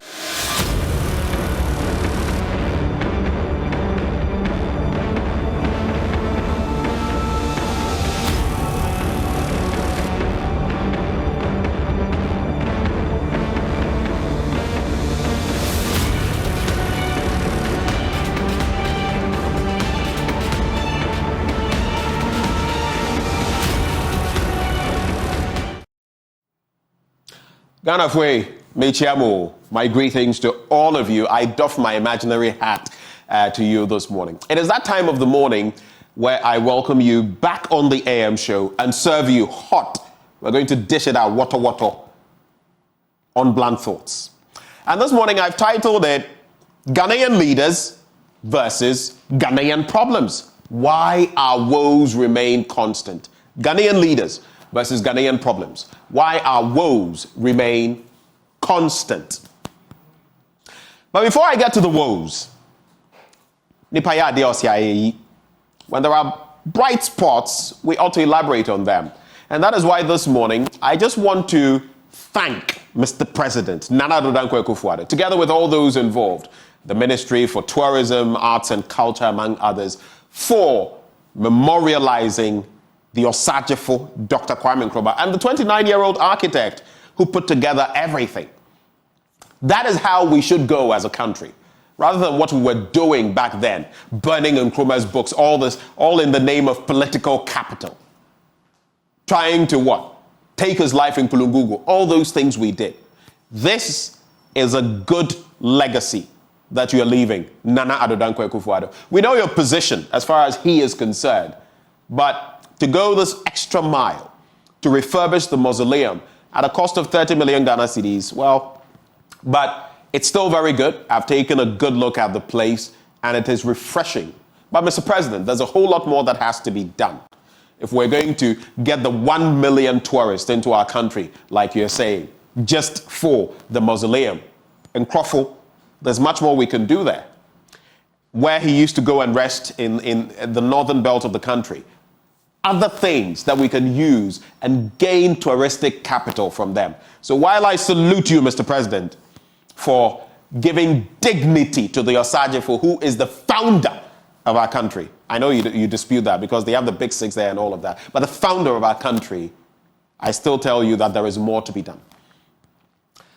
And moving away from there, even as I address our crucial issues in this country, I will reflect on a quote by Nkrumah, since we're talking Nkrumah. He says, it is clear that we must find an African solution to our problems and that this can only be found in African unity. Divided we are weak, united Africa could become one of the greatest forces for good in the world. But even right here in Ghana, we are so disunited, Mr. President. And part of that is on the back of you yourself and your politics. And the party you stand with, the New Patriotic Party, and what you've espoused, what was supposed to be the National Patriotic Party, and through a slip, it became the New Patriotic Party, if you don't know the history. And this is why I say this, starting off the conversation from the ratings agencies. So here is what the rhetoric that we've seen as far as these ratings agencies, S&P, Standard & Poor's, Fitch, Moody's, among others. This is what our leadership has been saying. And I just want us to go down memory lane right after this, and then we'll see whether they are justified in saying what they did. I know that lady from the UN had her say, basically, in recent times. But let's listen to them.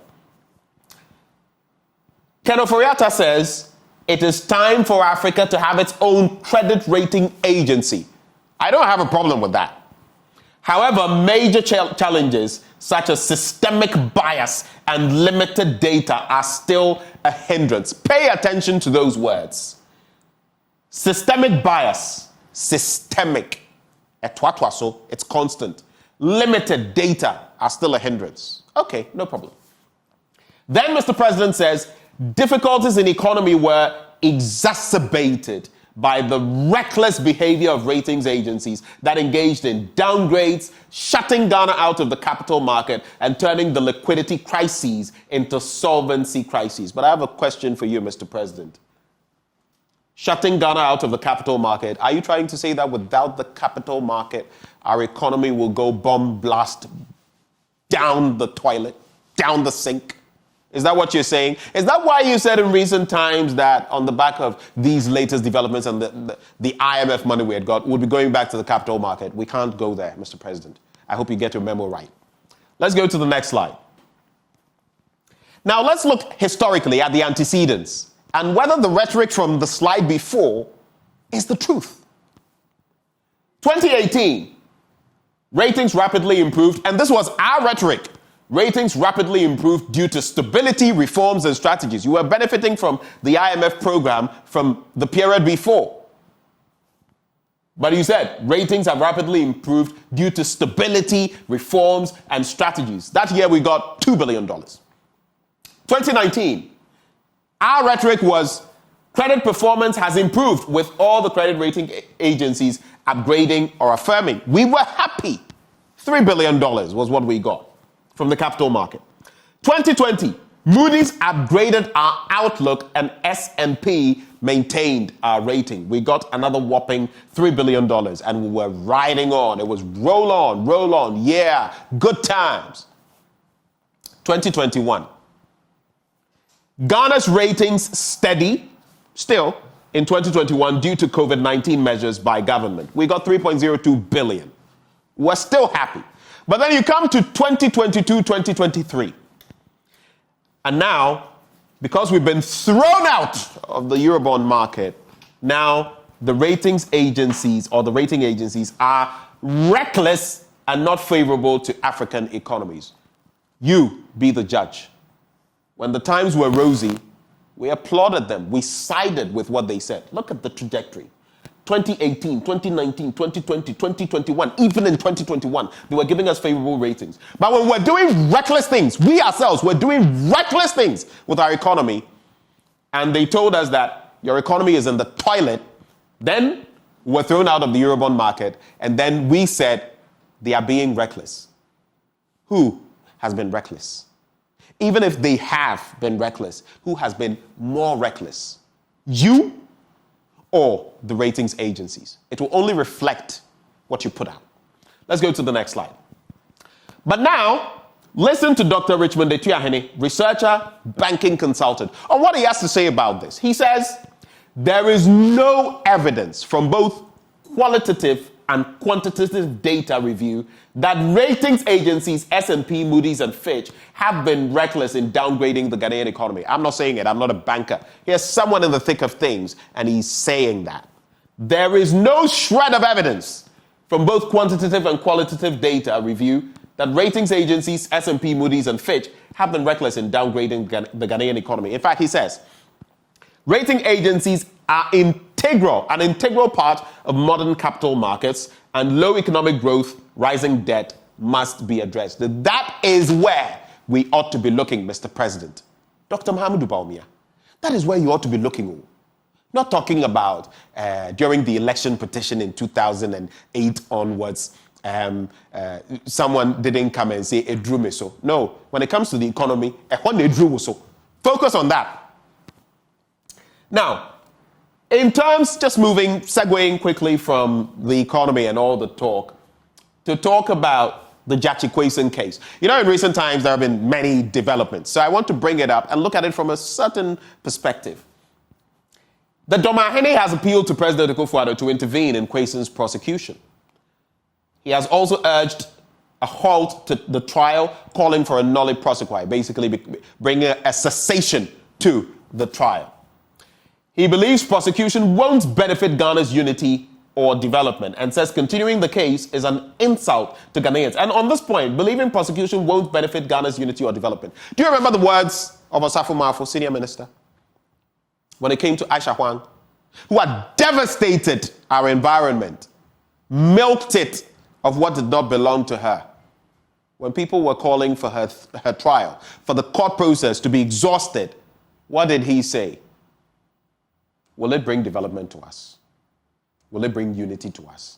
Well, how about this? The people of Asin North have voted, reinforcing their vote. Will that bring unity? Will it bring development?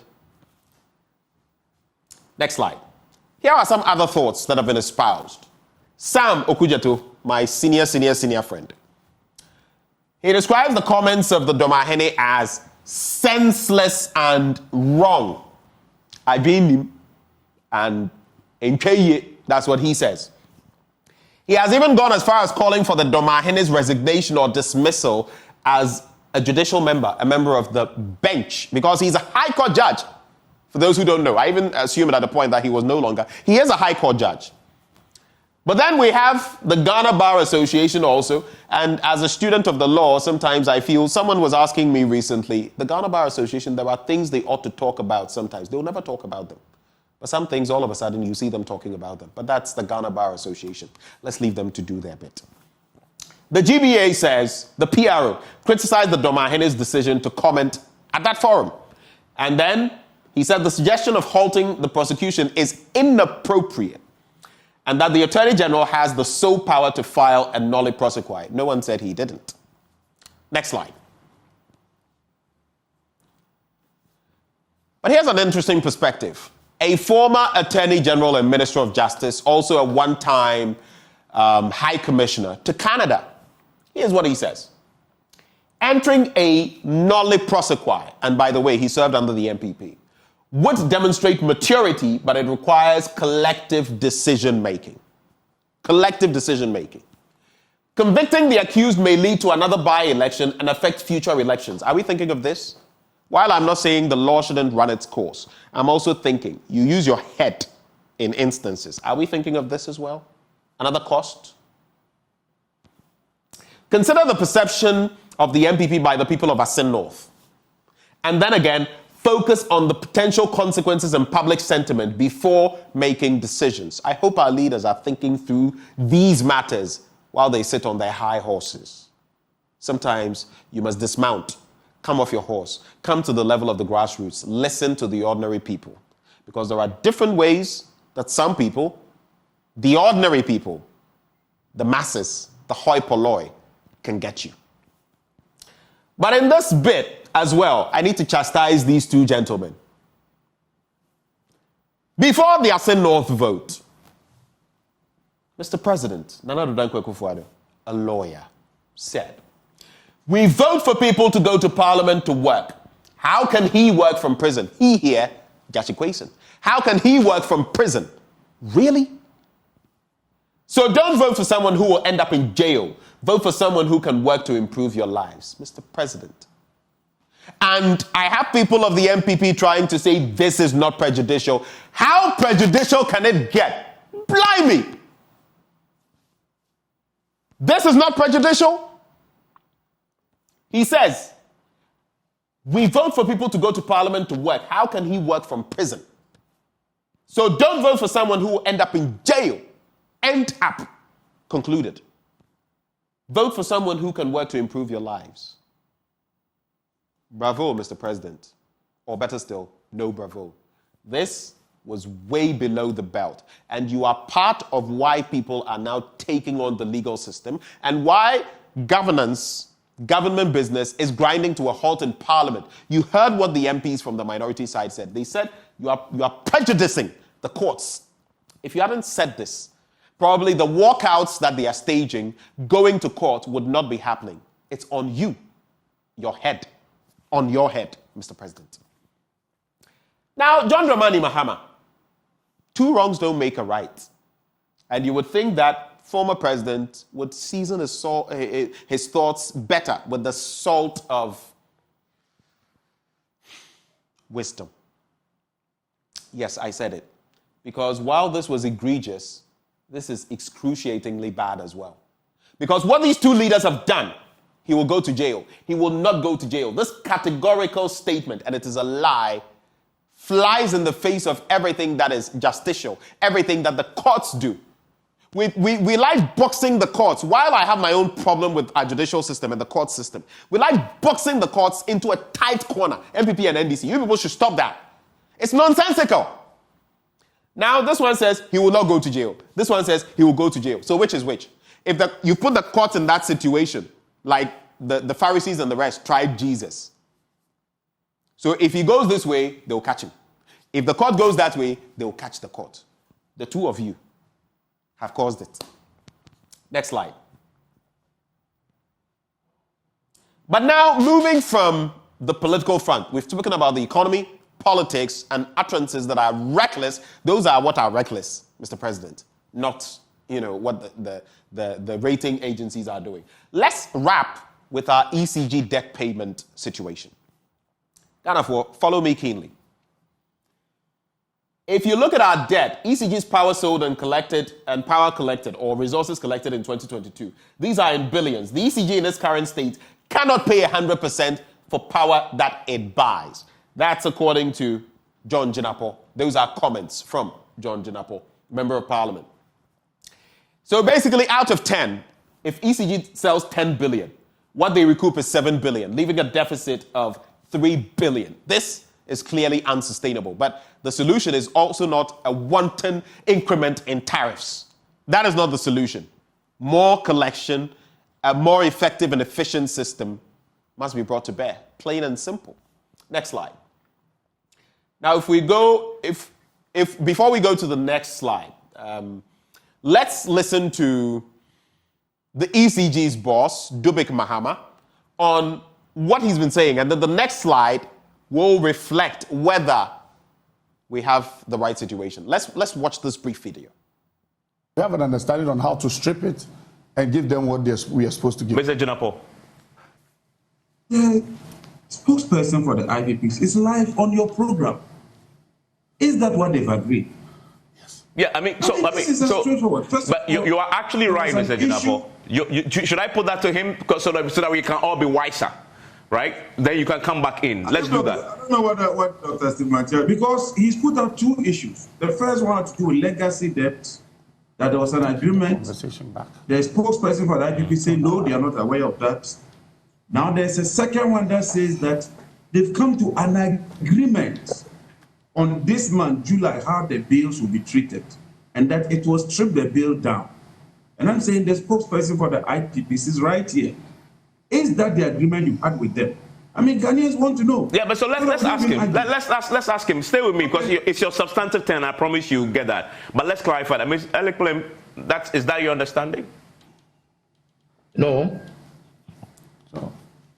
Okay, so explain. He says no. No, I wanted to. No, sorry, forgive me. Because of, let him explain why no. Mr. Elikplem, please, why no?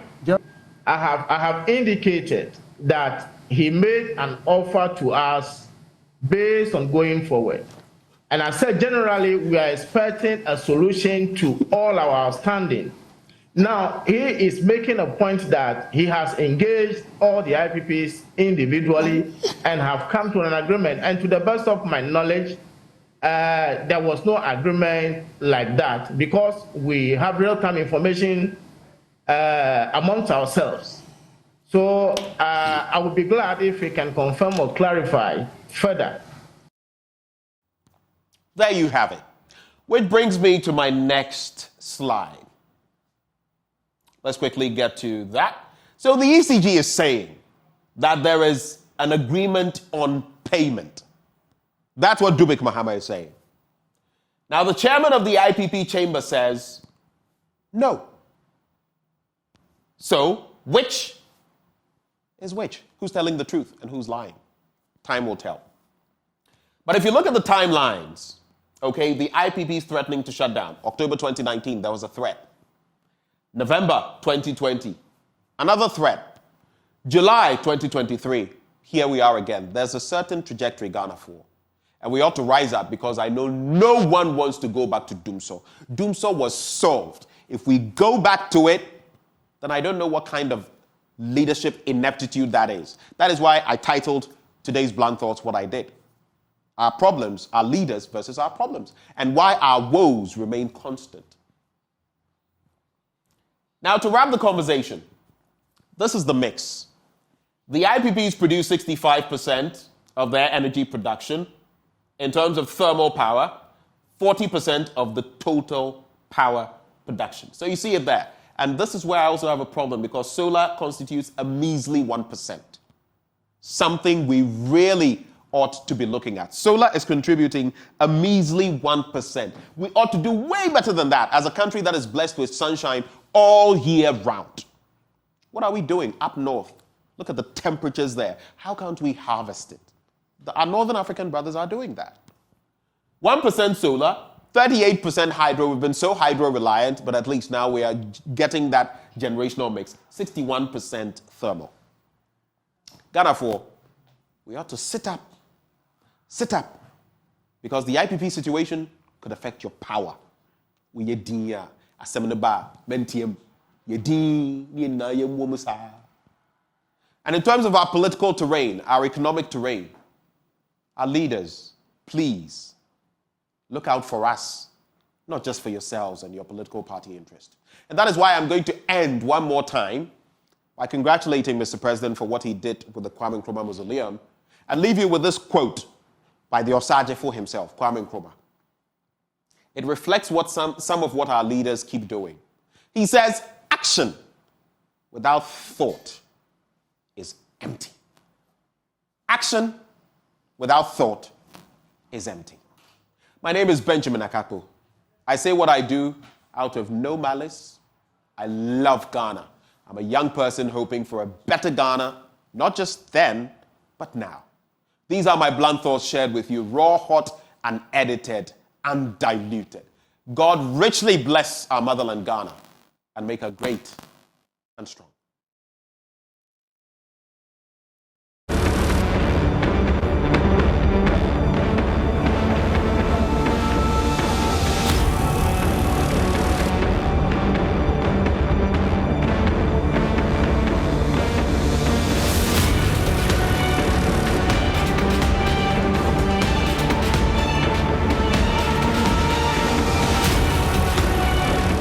And those were some powerful thoughts shared by Benjamin Akakpo. It's now time for us to delve into our big stories. We're starting off with a very concerning one about the indebtedness by the buffer stock company to food suppliers here in Ghana.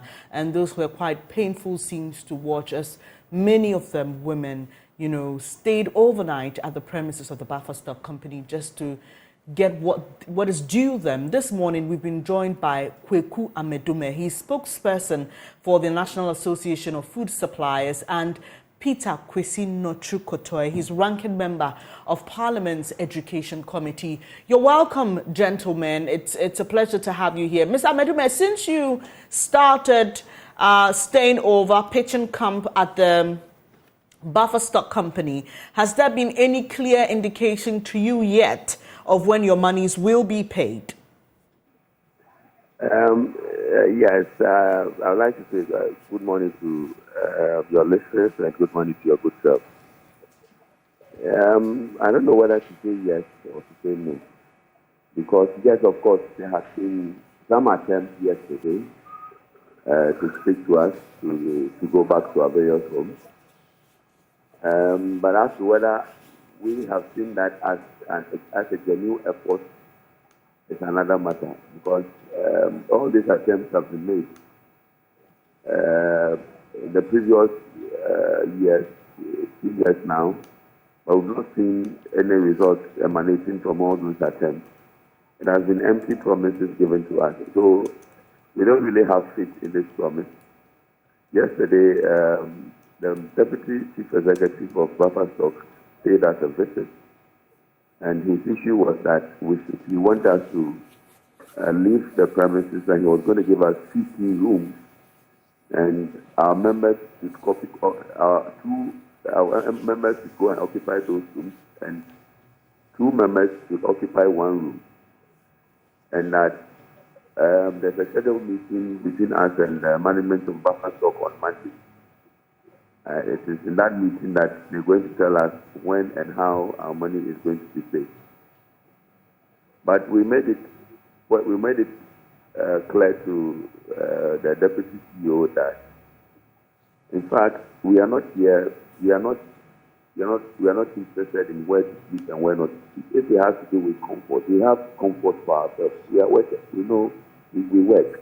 Like we have our own place of abode, and we want to go and sleep in our home. And so it is not the issue of where to sleep. The issue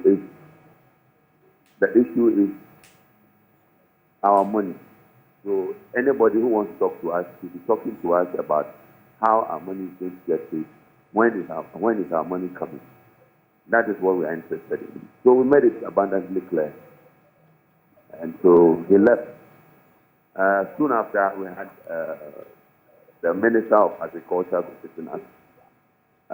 He also came with the same issue that we should go back to our homes, that he was going to ensure that we get our money. But we had serious reservations of the way the Minister of Agri conducted himself yesterday. Because when he came, apparently I was also on a program at Metro TV. So he didn't come to meet me. He met the woman at the place. And one of the things the journalist told me was that the media man told me when he came to the place, he asked that all the lights on the compound should be taken off. He got there around 8 o'clock in the evening. So he came and said that he didn't want lighting in the area. He doesn't want to be seen talking to us. So he instructed that all lights should be taken out, and he wants to speak to us in the darkness.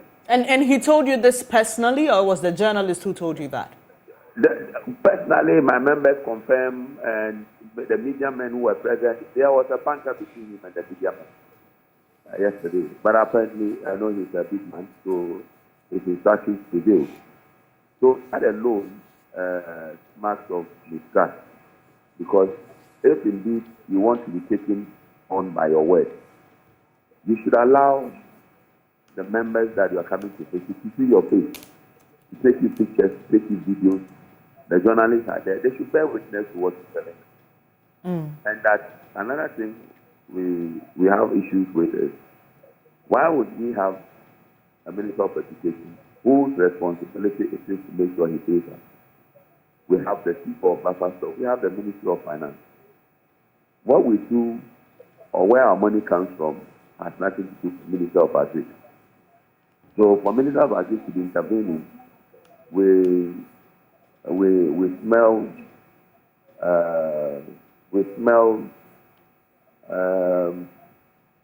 we don't feel right about it. And so he promised that he was going to get back, he was going to meet with the finance minister and get back to us today at 4 o'clock. Mr. Medume, I'll come to you shortly, because you also have concerns about some people you refer to as new suppliers that the buffer stock company has engaged in Spain. But let me come to Mr. Peter Nochukotoi, who is in Parliament. And Mr. Kotoi, thank you so much for your time this morning. I appreciate your company. You have oversight responsibility in Parliament. You go through the books. You've engaged the Ministry of Education. Even in some instances, we've had, reason to hear from the finance minister about, feeding for school children in senior high schools, because one, the quality of food was very poor and there was shortage. I remember that, made headlines. Are you aware of this situation? Since 2021 to 2003, these suppliers have been owed. If you are aware, what kind of intervention has your committee in Parliament made to help address this matter? Thank you very much, Benny. Good morning to you and to your listeners and viewers. When I heard of the picketing of the food suppliers at NAFCO, that is the buffer stock headquarters, I went there on Wednesday morning to see it for myself. And lo and behold, they were there. I asked of their leader, I was told he was in one of the press houses. So I spoke to a few women there. And their concerns are that, one, they owe them for 2 years now food that they supplied to senior high schools. And they went for credit facilities from banks and other facilities that they can get money or resources. And they are to pay interest on them. And buffer stock is failing or is refusing to pay them. This non-payment to food suppliers by buffer stock is becoming perennial. I've been speaking about this for a very long time now. At times when you say it, they say it is not true. And now, this is the situation in which we find ourselves. So as a committee, we don't have oversight responsibility for buffer stock. It is the Committee on Agriculture. But because they provide food for students in secondary schools, which are under the Ministry of Education, we have shown interest. Because if you go to the secondary schools now, some of them are experiencing shortages of food items. Again, the women also complain to me that they have been sidelined and new persons have been engaged to supply food items to the various institutions. If you have done that, then pay them off. Because you can't owe somebody, then you go and engage another person and pay that person regularly.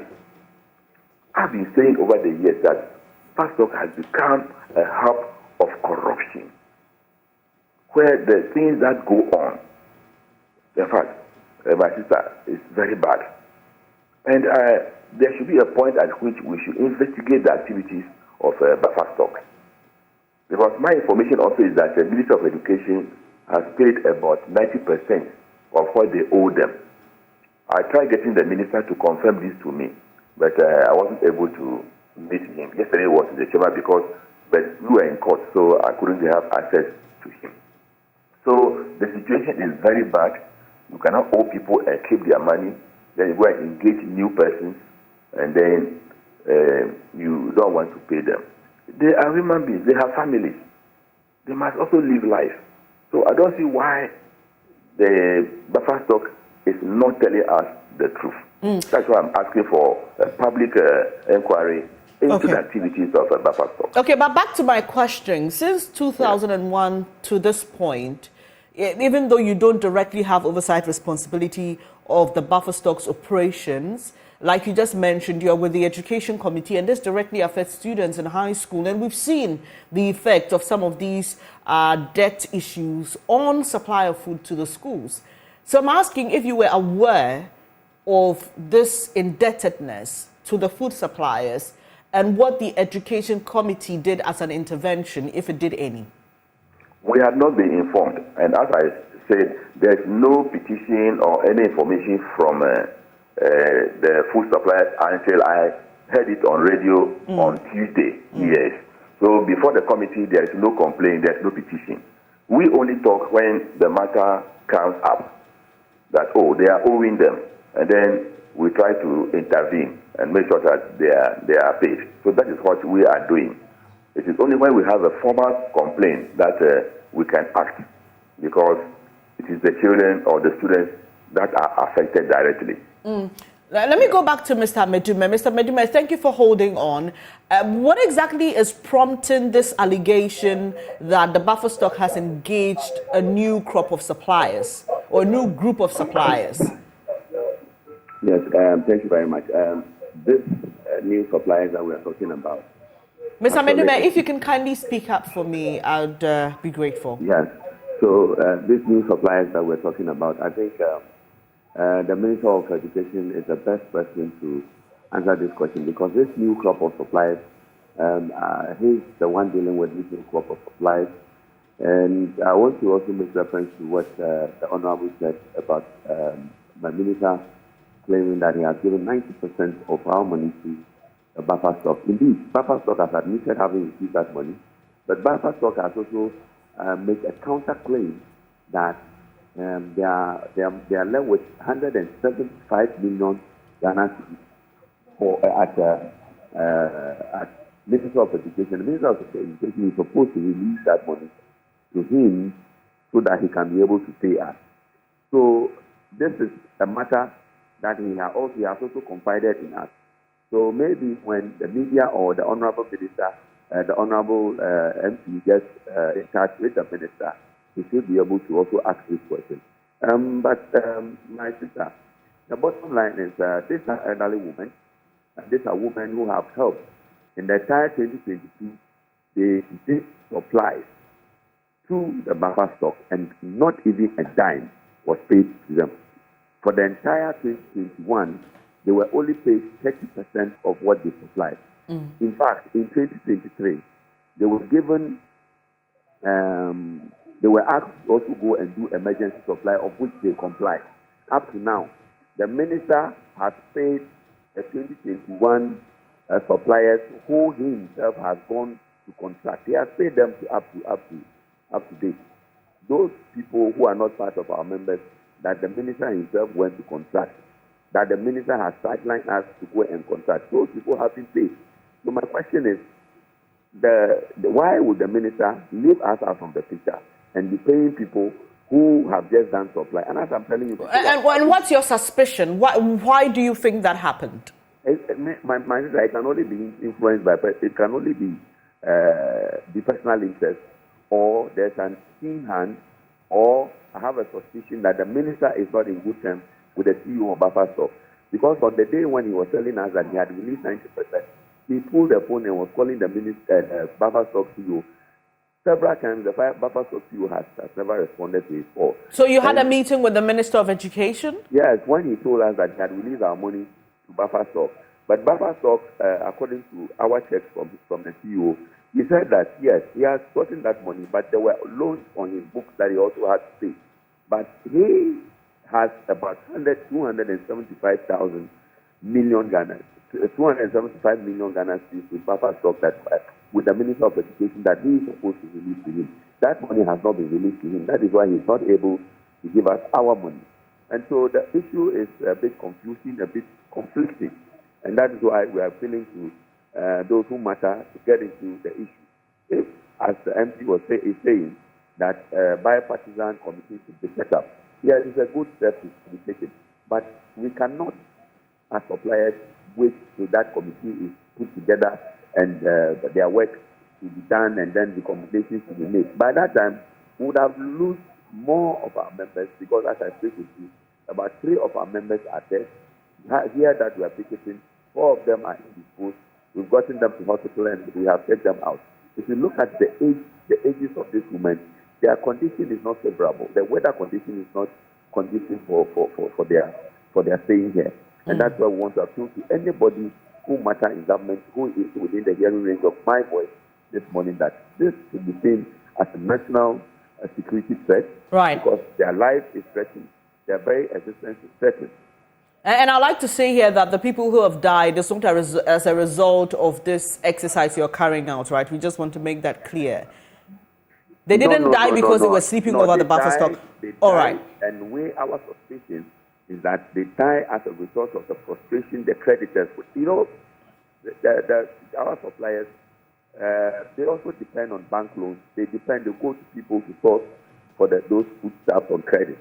And for 2 years, there's nobody in this country today who would allow his money to be with you for 2 years without getting the money back.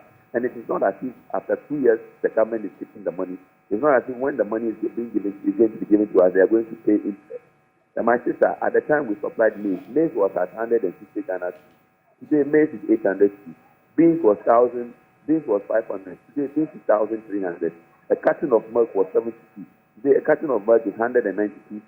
So if those monies are given to us today, we cannot be able to do the supplies with it because our working capital is reduced. Have devalued, right? Has devalued. Okay, Mr. Medume, sorry to interject. I'd just like to say here at this point that we've been trying hard to get the Buffer Stock Company to share their side of the story as well, and the Ministry of Education as well. When we're able to reach them, we will tell you that side. But as we speak now, we haven't had any confirmed person to respond on the behalf of these entities. But Mr. Medume, just share with us, prior to this situation, what the payment regime was like.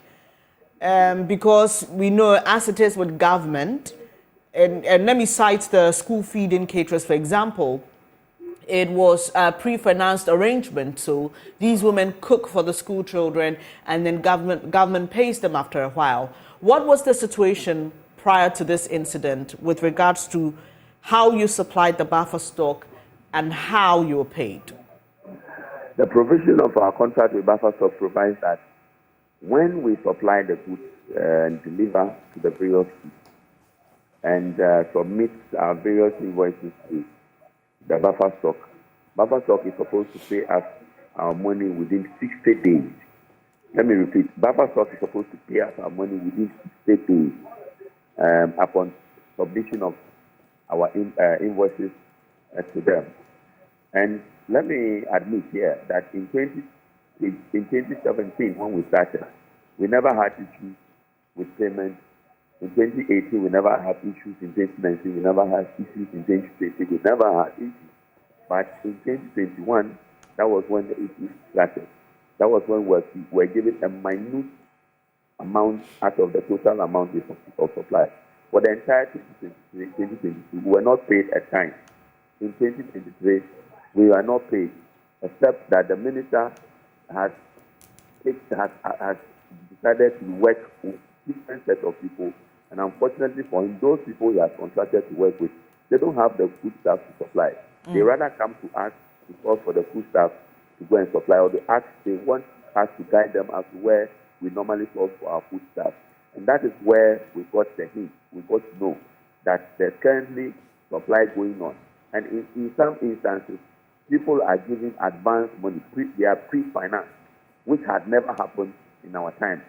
This is the association that at the time the government was in distress, the government didn't have money to push the food staff to the various schools. They fell on us. We did that on credit without a time, without complaining. Why are they treating us this way, my sister? Why would you subject this aged woman in this condition?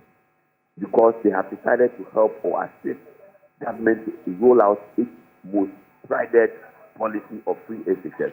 At the time you started realizing the delays in payment, what reason were you given?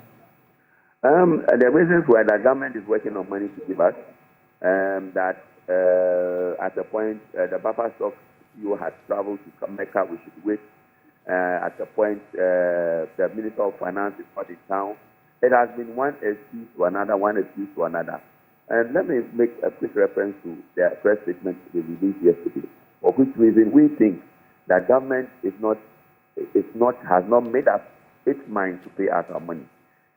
Take the first paragraph. The first paragraph is an admission. They have admitted that they are indebted to us and they are apologizing for inconveniences caused to us. The second paragraph, they said that they are convening emergency meeting to solve the matter. Extraordinary meeting, emergency meeting to see to how they can resolve the matter. And we have a problem because it means that all along, all the promises they have been giving us, all the things they have been telling us, that they are working on our money, it is not true. And if you watch that particular paragraph, since it is an emergency meeting they have decided, it means the date for the meeting is decided. But they didn't tell us when they are going for the meeting. The date is open. They have not told us which date. The last paragraph, they said they are now going to have meeting with the Minister of Education and the Minister of Finance to the way forward. So it also goes to re-echo the point that these people never had any plans to pay us.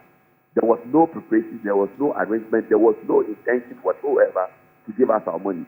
Because it is now, let me borrow that word, it is now they are going to draw a roadmap. If you are now going to draw a roadmap, it means you are not ready. You didn't even have plans. There was no agenda.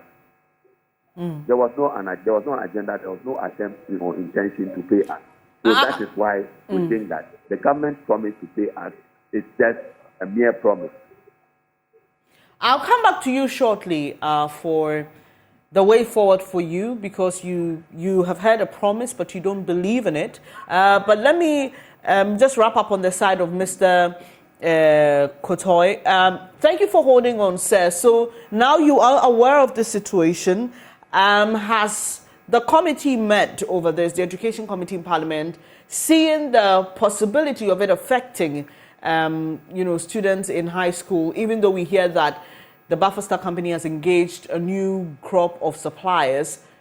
What is the way forward from your side in terms of intervening in this matter? Yeah, thank you very much again. As a committee, we have not met. And as I said earlier, we want to confirm from the minister these two issues, that he had paid 90% of what the ministry owed buffer stock, and two, he had engaged a new crop of suppliers, and the reasons for that. So we are about to do do that, we'll probably see him today, the leadership of the committee, if he comes to the chamber. Because we were there on Wednesday, we couldn't meet him. So we hope that today we'll all be in the chamber, and then we will meet him. We want confirmation before any further step that we can take. But let me add that those in government are not trying to help the food suppliers. I have not heard anybody from government side, even in Parliament, making any comment that, oh, these are our people, they are Ghanaians, why do we keep their money for over 2 years? Let us pay them and all these things. Nobody from government side has made any statement to even console them that, oh, we shall look into it, or we are making sure that government pays you. They have not done that. So it shows the insensitivity of government towards its creditors. You realize that even in the Ministry of Education itself, suppliers who supplied school uniform for over 2 years now, they have not been paid. So this academic year, those in the first year now, the suppliers refused to supply uniform. So the parents had to buy their own uniform. Those who published textbooks for the basic schools last year, the committee had to come in talking every day before they were paid part of their money. So the situation is just die, and I don't know if it's negligence on the part of government, or we don't care whether you get your money or not. And these are people who have spent their money or used their resources to provide services.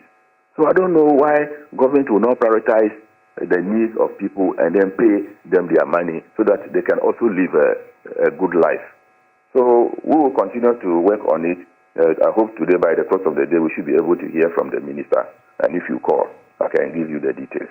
Fantastic. We'll keep that in our plans. We'll reach out to you once you engage the minister. So let me just end with you, Mr. Amedume. What's the way forward now?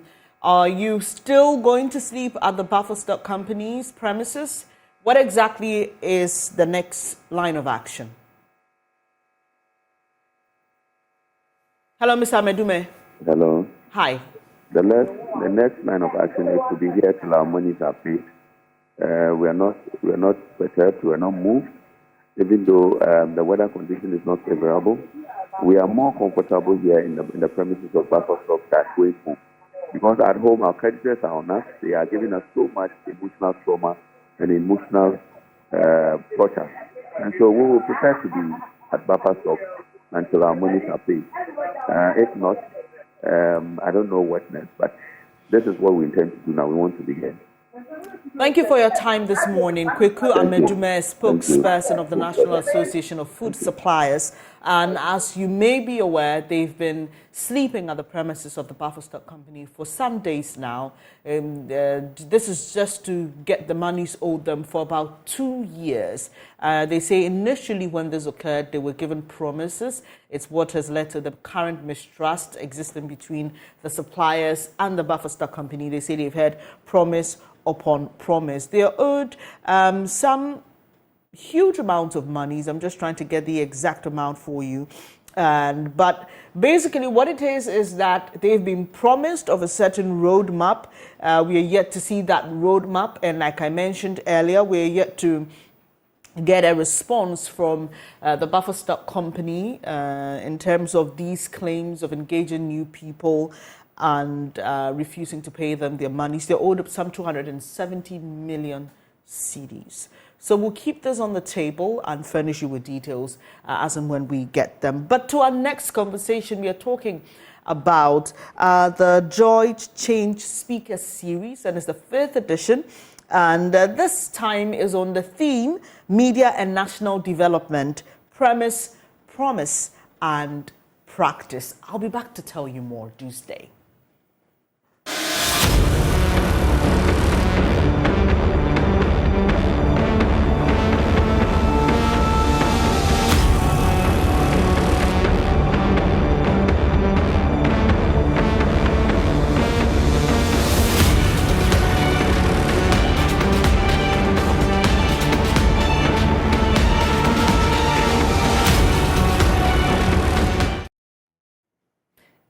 acting influence for a better Ghana. And that's what all this is about today. I've been joined by the one and only Samson Ladi Anyenene. And I'm so pleased every time I have to engage him. He's such an inspiration to a lot of young people like myself. Samson, so it's the Change Speaker series once again. Yep.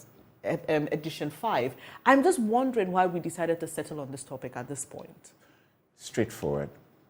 The University of Ghana Department of Communication Studies took their time, spent money, and did a research on the media and came out with a report of the State of the Ghanaian Media Report 2023. And that report is as revealing as it's interesting. And I have said that if you're a serious media entity, if you don't have one of these reports on your desk, it shouldn't be on your shelves. It should be something that the managers, the HR people, the editors should be consuming and using the folder in here to help improve media. So this is what has brought us to this particular theme for the 5th edition of the series. The media has a role in national development. What is the premise for that? What's the promise? And what is the practice like?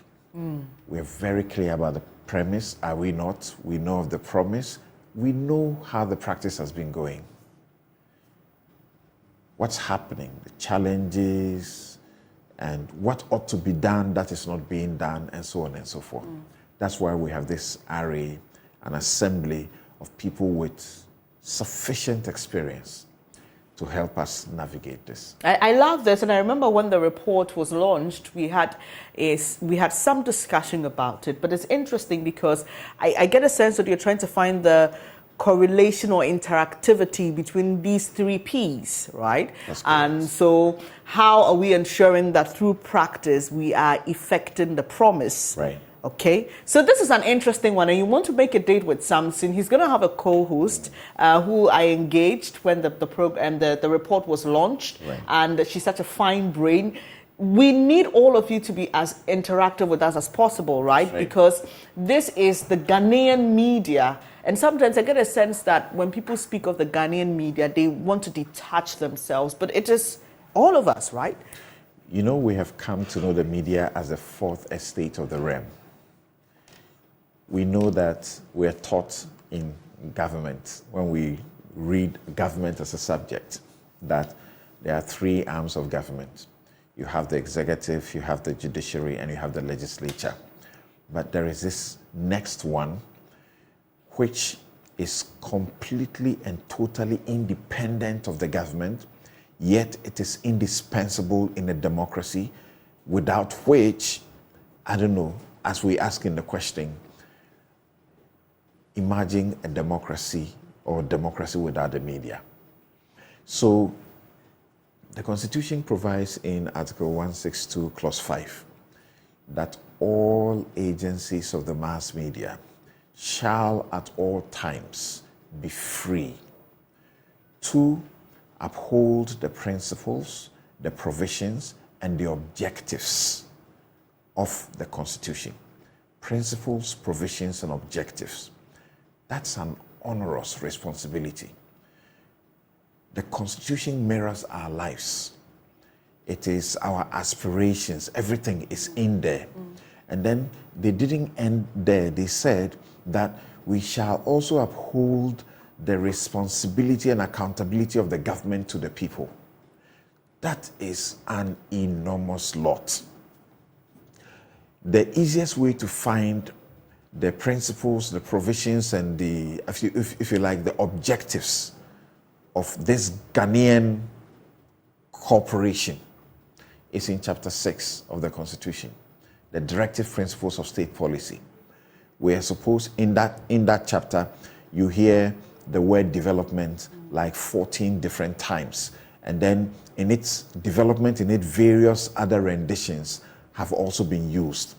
Where there's supposed to be development in the education front. There's supposed to be development in the health front. There's supposed to be development of the economy. And it actually says there should be a creation of a sound economy.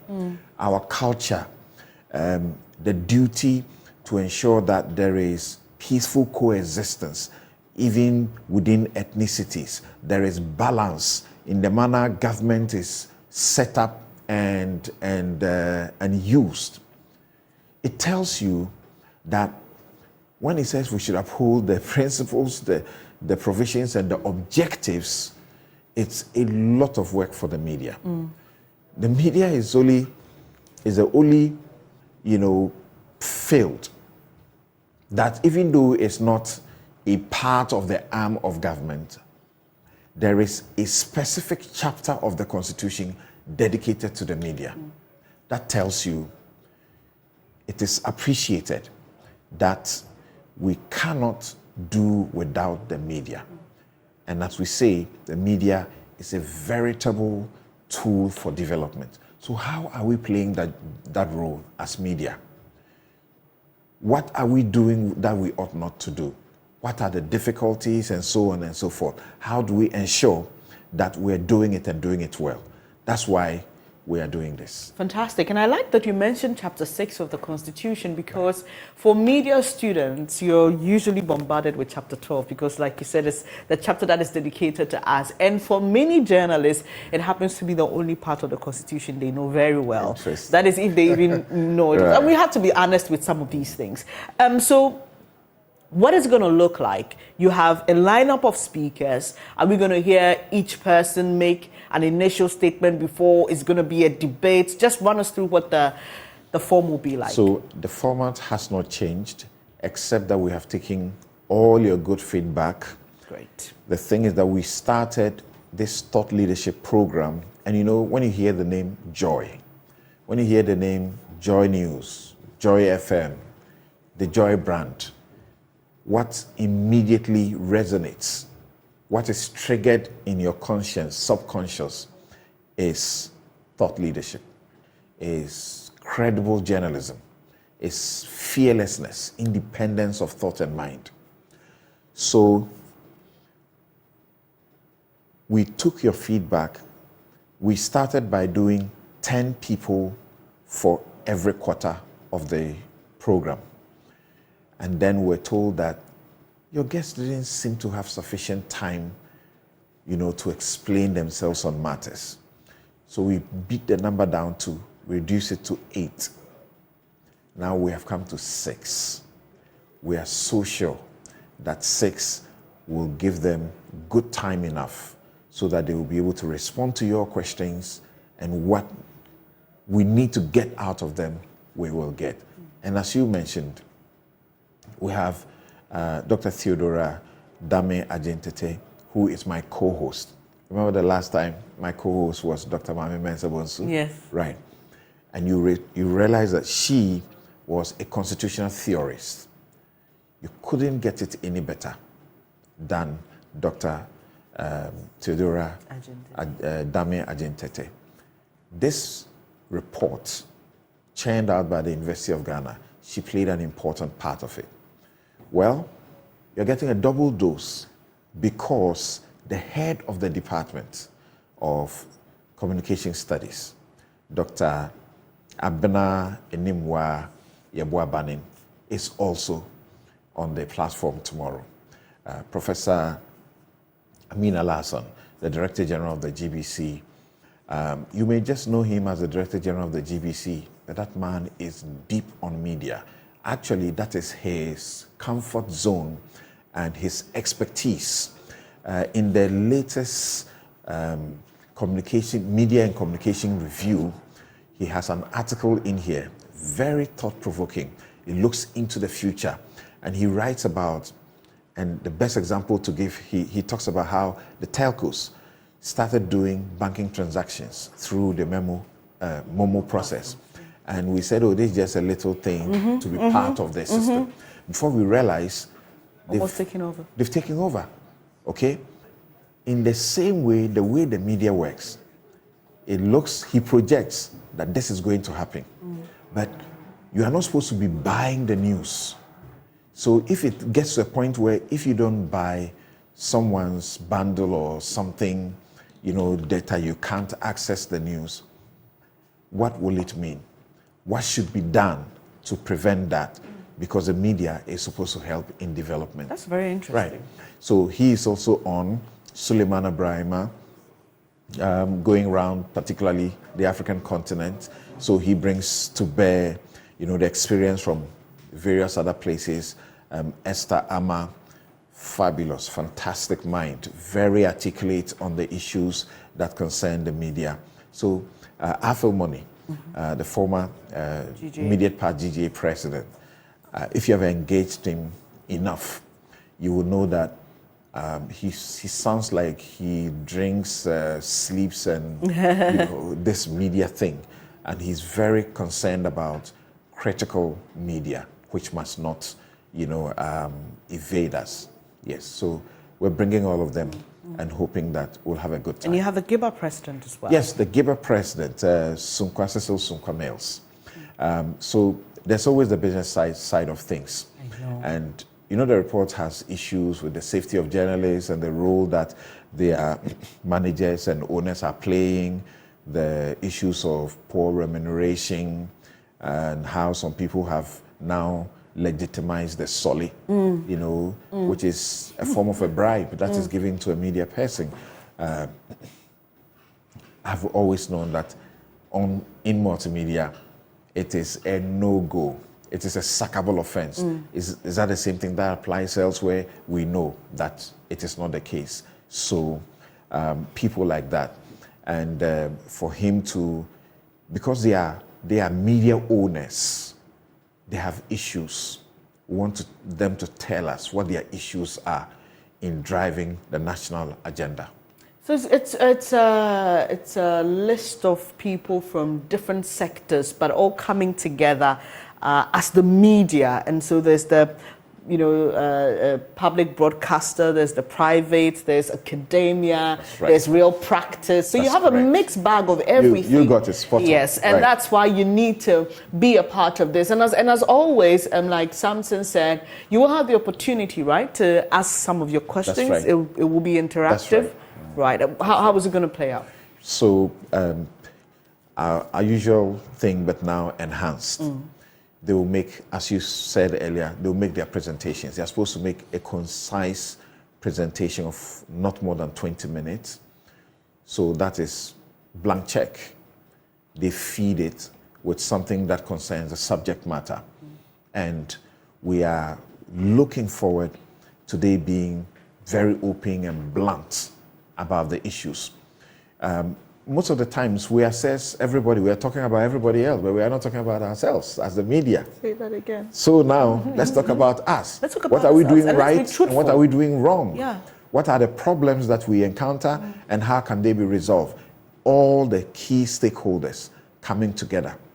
So they make a presentation, they identify the problems, they then give the solutions, and then we follow up with further questions. I was coming to that. If you listen to the title of the program, is the Change Speaker Series. That's right. So this is not just a talk shop. Right. It is an avenue for us to look into the future. It's an avenue for us to right the wrongs. It's an avenue for us to make recommendations. That's correct. So at the end of the day, what we're looking forward to is that these were the problems identified and these were the solutions preferred. Correct. Right. So you just want to be a part of this very important conversation. And I know because we get interactive with you, we know that you have concerns, right, about the Ghanaian media. I guess that it is not just the name of the program, Change Speakers, but it's supposed to be real. Right. That you're speaking on something that must bring change. Right. So what you say must be significant. What you say must have eternal value, so to speak. Yeah. I like that, eternal value. So please, just make a date from 9 a.m. tomorrow. That's usual news file time. So we're just drawing your attention to the fact that this is just going to be a different episode, and so there's no reason to miss it. And keep your questions coming in, and you can join online. That's a fantastic avenue for you to share your thoughts and your comments, because we'll be live streaming on our Facebook page, so you can leave a comment or two. If you haven't read the State of the Ghanaian Media Report, it's online. You can get it, read it, so that you can have a fair appreciation of the foundation of tomorrow's conversation. And I'm saying this with a smile, Samson, because we during our interactive segment sometime this week, a gentleman called in about the media and how we are too hard on government, and we should tell the side of the opposition as well. And it was quite an interesting perspective, because you usually hear the others saying that, no, you must hit hard at government because they are in power, they have the people. I'm surprised to hear what you just said. Exactly, and it was just what Benjamin and I were sharing. That was a very interesting perspective, but that's what he also believes. He wants to see a balanced picture, and so we have very discerning viewers we know will come at us, and that's why for us here at Joy News we hold ourselves to very high standards, because we know that that is what you expect. And so we've put together this very fantastic program for you. 9 a.m. tomorrow is the day. So Samson, any last thing you'd like to share with us? All I'll say is join us tomorrow, God willing, 9 a.m. to 12, and we are sure that by the time we're done you will find fulfillment and you'll be provoked, more particularly those in this industry. Yes. But as the Constitution projects, we are for you. You are why we are who we are, the media. So we are supposed to do everything with the people in mind.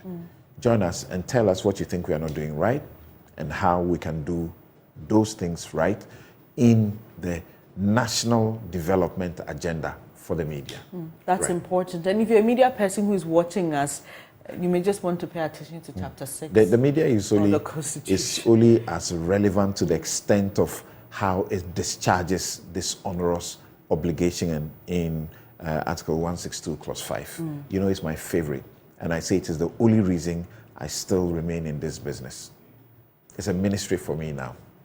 And we are grateful that you're here. Thank you so much. Like I said, he's an inspiration to many of us and discharges his duties with such excellence and pays critical attention, like he said, to the grand agenda, which is national development. So you just want to make a date with Samson and the team tomorrow as they discuss media and national development, premise, promise, and practice. I don't know who coined it. It's so fantastic. Yes, so the guys who developed the reports, it's actually the first research that they engage in. Right. Premise, promise, and practice. That's a lot to even digest. Just give yourself some time to think about it. But I can't wait to listen into that conversation. I can't wait to hear them, because I have no idea what they are going to say. And knowing that they know that they're coming to say something that is significant, remarkable, that's something that has value, and not just join a usual, normal, mundane, talk. Right. Yeah. So, like Samson says, tomorrow we are going to strip ourselves bare. Okay? So you have the chance tomorrow. Just lash out at us. And we also like the positive feedback because it's important. It is. We know there are journalists that are in different parts of this country. We talk about the lack of resources, who are doing so well with the very little that they have. And so it's... The report talks about the safety of journalists, and you know how it is. Sometimes you're saying something, you're just asking a question, and somebody will hate you for asking the question. That's all. You've done them no wrong. A simple question. And they hurl insults, verbal abuses, and even sometimes real threats. There's some of our colleagues who I know, especially during election times, have had to be accompanied by the police. But even then, you're still looking over your shoulder because you're not sure if this policeman is even really there for your safety, because our own colleagues have been in some instances. Suffered, and some have suffered, lasting damage that cannot be repaired anymore. Particularly on this platform, we know, at least I know about 2 people whose lives will never be the same again because they were attacked. I'm talking about Latif. I'm talking about Emmanuel Ante, you know, and because I am in court defending journalists, you know, like a default position in my job as a lawyer, I see and I hear some of the horrendous stories, and you ask yourself, what's this? What's the crime? You are for the people. That's the irony, isn't it? Yeah. Well, there's a lot more to share tomorrow, so we can go on and on and on and on when it comes to the media because of the critical role that we play and the charge the Constitution gives us to execute our mandate. Making it tomorrow for the 5th edition of our Change Speaker series on the topic Media National Development. Premise, promise, and practice. Thank you so much, Samson. Thank you, Ben. See you tomorrow. All right, we've got a lot more. The latest baby doctor. Yeah, thank you. Thank you all for welcoming me into your homes. I love to be there. Right. And so we'll be back with more here on the AM show. See you. Joy Change Speaker Series 5. Imagine democracy without the media. The media is mandated to hold government accountable to the people. It's the most influential vehicle for development. But how is the Ghanaian media discharging this onerous responsibility? What must change? The Joy Change Speaker Series 5 for the second quarter of 2023 has assembled just the right speakers for the topic Media and National Development, Premise, Promise, and Practice. This is on the back of the State of the Ghanaian Media Report of 2023. It's this Saturday, July 8, from 9 a.m. to 12 noon. Speakers, Dr. Abena Animua Yebuabanin, Head of Department of Communication Studies, University of Ghana, Esther Ama, CEO, the Ama Institute of Emotional Justice, Professor Amin Al-Hassan, Director General, Ghana Broadcasting Corporation, Afel Moni, former President, Ghana Journalists Association, Suleimana Brima, Executive Director, Media Foundation for West Africa, Cecil Sunkwameos, President, Ghana Independent Broadcasters Association, GIBA. Hosts, Samson Ladi Anyenini and Dr. Theodora Dami Ajintete of the Department of Communication Studies, University of Ghana. Joy Change Speaker Series. Impactful influence for a better Ghana.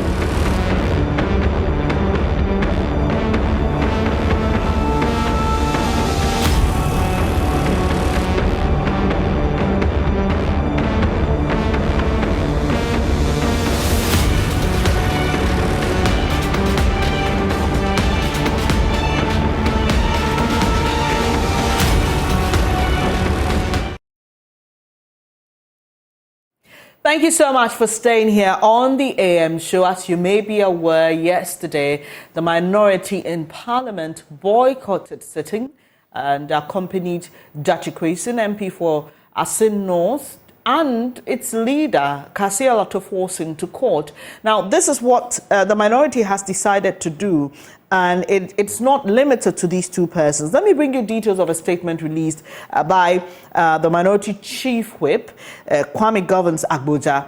It says the NDC minority in Parliament has boycotted today, which was yesterday's sit-in, to enable members accompany and solidarize with two members of our caucus, namely the minority leader, Dr. Kasia Latoforsin, an MP for Asin North, James Dachi Kwesen. The two are due to appear in court this morning in their respective ongoing prosecutions by the Attorney General and the NPP government. The minority stands united with our colleagues and as such will not be able to honor the business of the House today.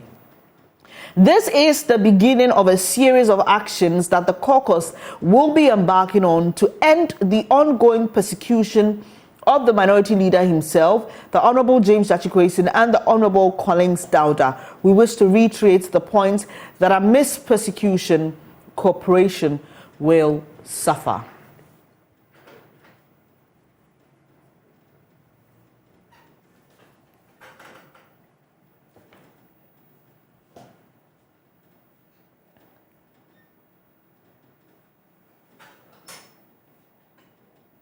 So those were details of a statement from the minority chief whip in Parliament, and we will be delving into these issues shortly. We've been joined by Professor Prof Gyampo. He is a professor of political science at the University of Ghana. Good morning to you, Prof. It's a privilege to have you here again. So this is a very interesting development we are seeing, or position by the minority in Parliament. What do you make of their stance? Thank you. Good morning. I think that generally the minority group has every right to solidarize with their leaders, especially when they have every cause to believe that they are being politically persecuted. When that happens, and also you have a parliament, the parliament of the kind that we have, a hung parliament, then they have every right to show solidarity with their leaders and also members who they think are being politically persecuted. And so they have the muscle to flex, and that's why they are flexing it. But I also believe that maybe the way to go is not to plunge to the venues of the court too much, because the courtrooms are not big enough to be able to accommodate all minority group, all members of the minority group, within their premises. And so if you don't take care, then there will be too much stampede and congestion there. What they can do, if they mean to go the route they have chosen, will be to decide that, look, if there wouldn't be compromise here and there, then they will also not cooperate. They can stay on the floor of Parliament, they can stay in the House of Parliament, and still decide not to do business with the government.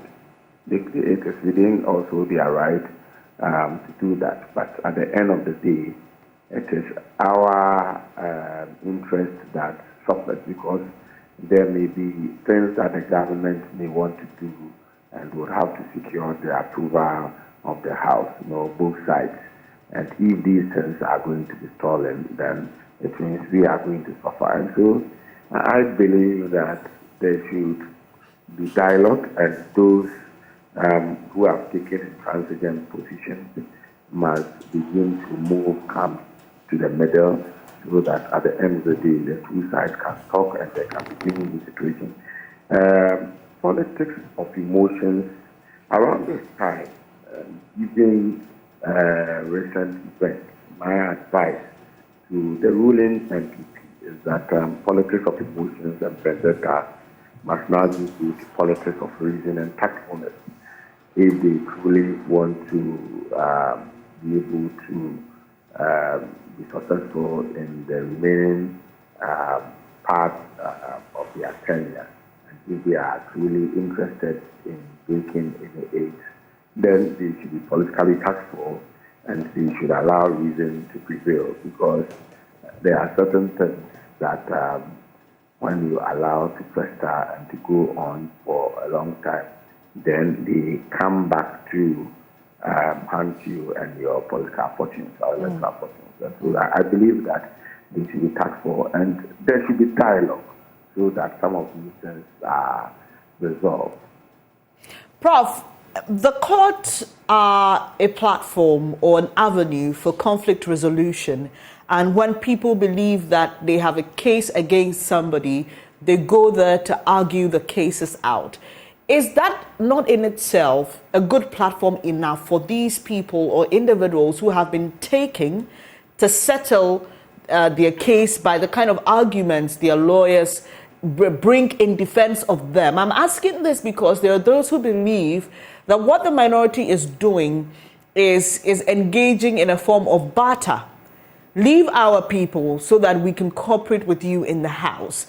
Isn't this a dangerous example of precedence in terms of when a government or an attorney general believes that there is a case against somebody which must be pursued, and the ability of the caucus of that person to tie the government of the day down in this form of transaction, so to speak? Well, the courts are avenues for the settlement of disputes. They are avenues, places where conflict can be resolved.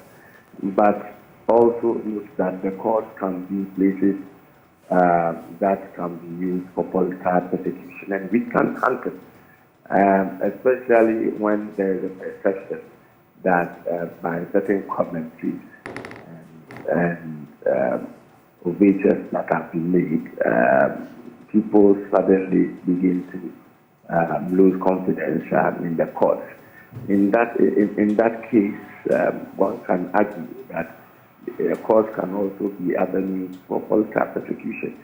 And if the minority group suspects that the courts are being used for political persecution, then the role of the court as an area or avenue for conflict resolution in matters like this becomes a bit diminished.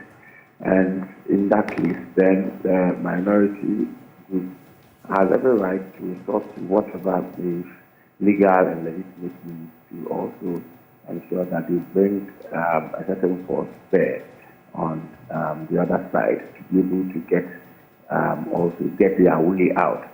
And so it is all part of democracy, and it is all part of the features of enhanced parliament for them to create in that kind of barter arrangement. Do this and let me do that for you. That's what happens all over the world in the regime of enhanced parliament. People see trade in, and so if you are not willing to do compromises here and there and to build consensus, then you would find the negative effects of enhanced parliament, telling your face in everything that you do. And so the point is that this is not a time for people, for both sides, to be overly flexing and asserting their model. It's a time for cool heads to prevail. It's a time for dialogue. The MPP in government, they have a country to govern. They have a country to run. The opposition or minority group, they have their interests to also protect, and they have an election that they want to win to also win.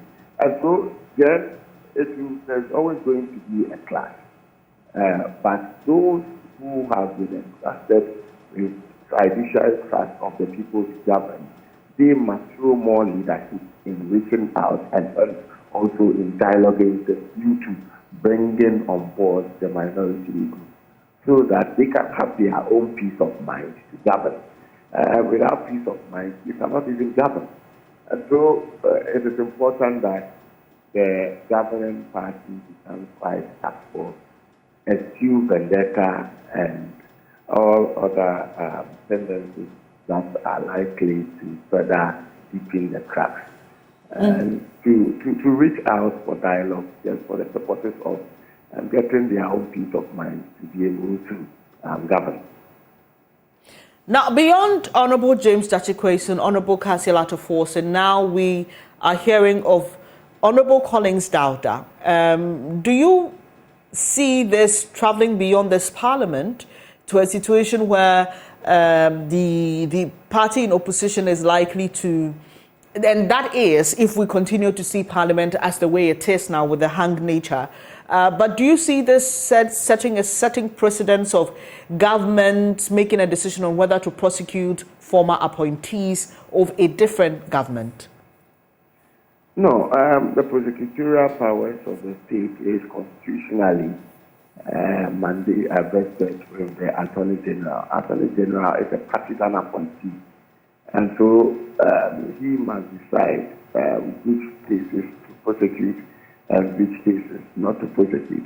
But some of the prosecutions, even if you look at the timing, they will tell you that, well, maybe even when the person is wrong, the timing is such that it creates an impression that you have another agenda, not to really protect the interests of the state, but to satisfy your own partisan agenda. And when that is seen, then people begin to resort to some of these tendencies the minority group is resorting to. You look at Collins Dauda, Ato Forsen, For instance, you ask yourself, but why is it that it is now that there seems to be very much interest and intense interest in prosecuting them? Why has it taken 7 years to be able to radically put them before the court?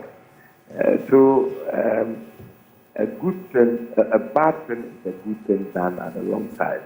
If you look at the timing now, it appears that there is an agenda to radically reduce the numbers of the minority group so that government can have its way.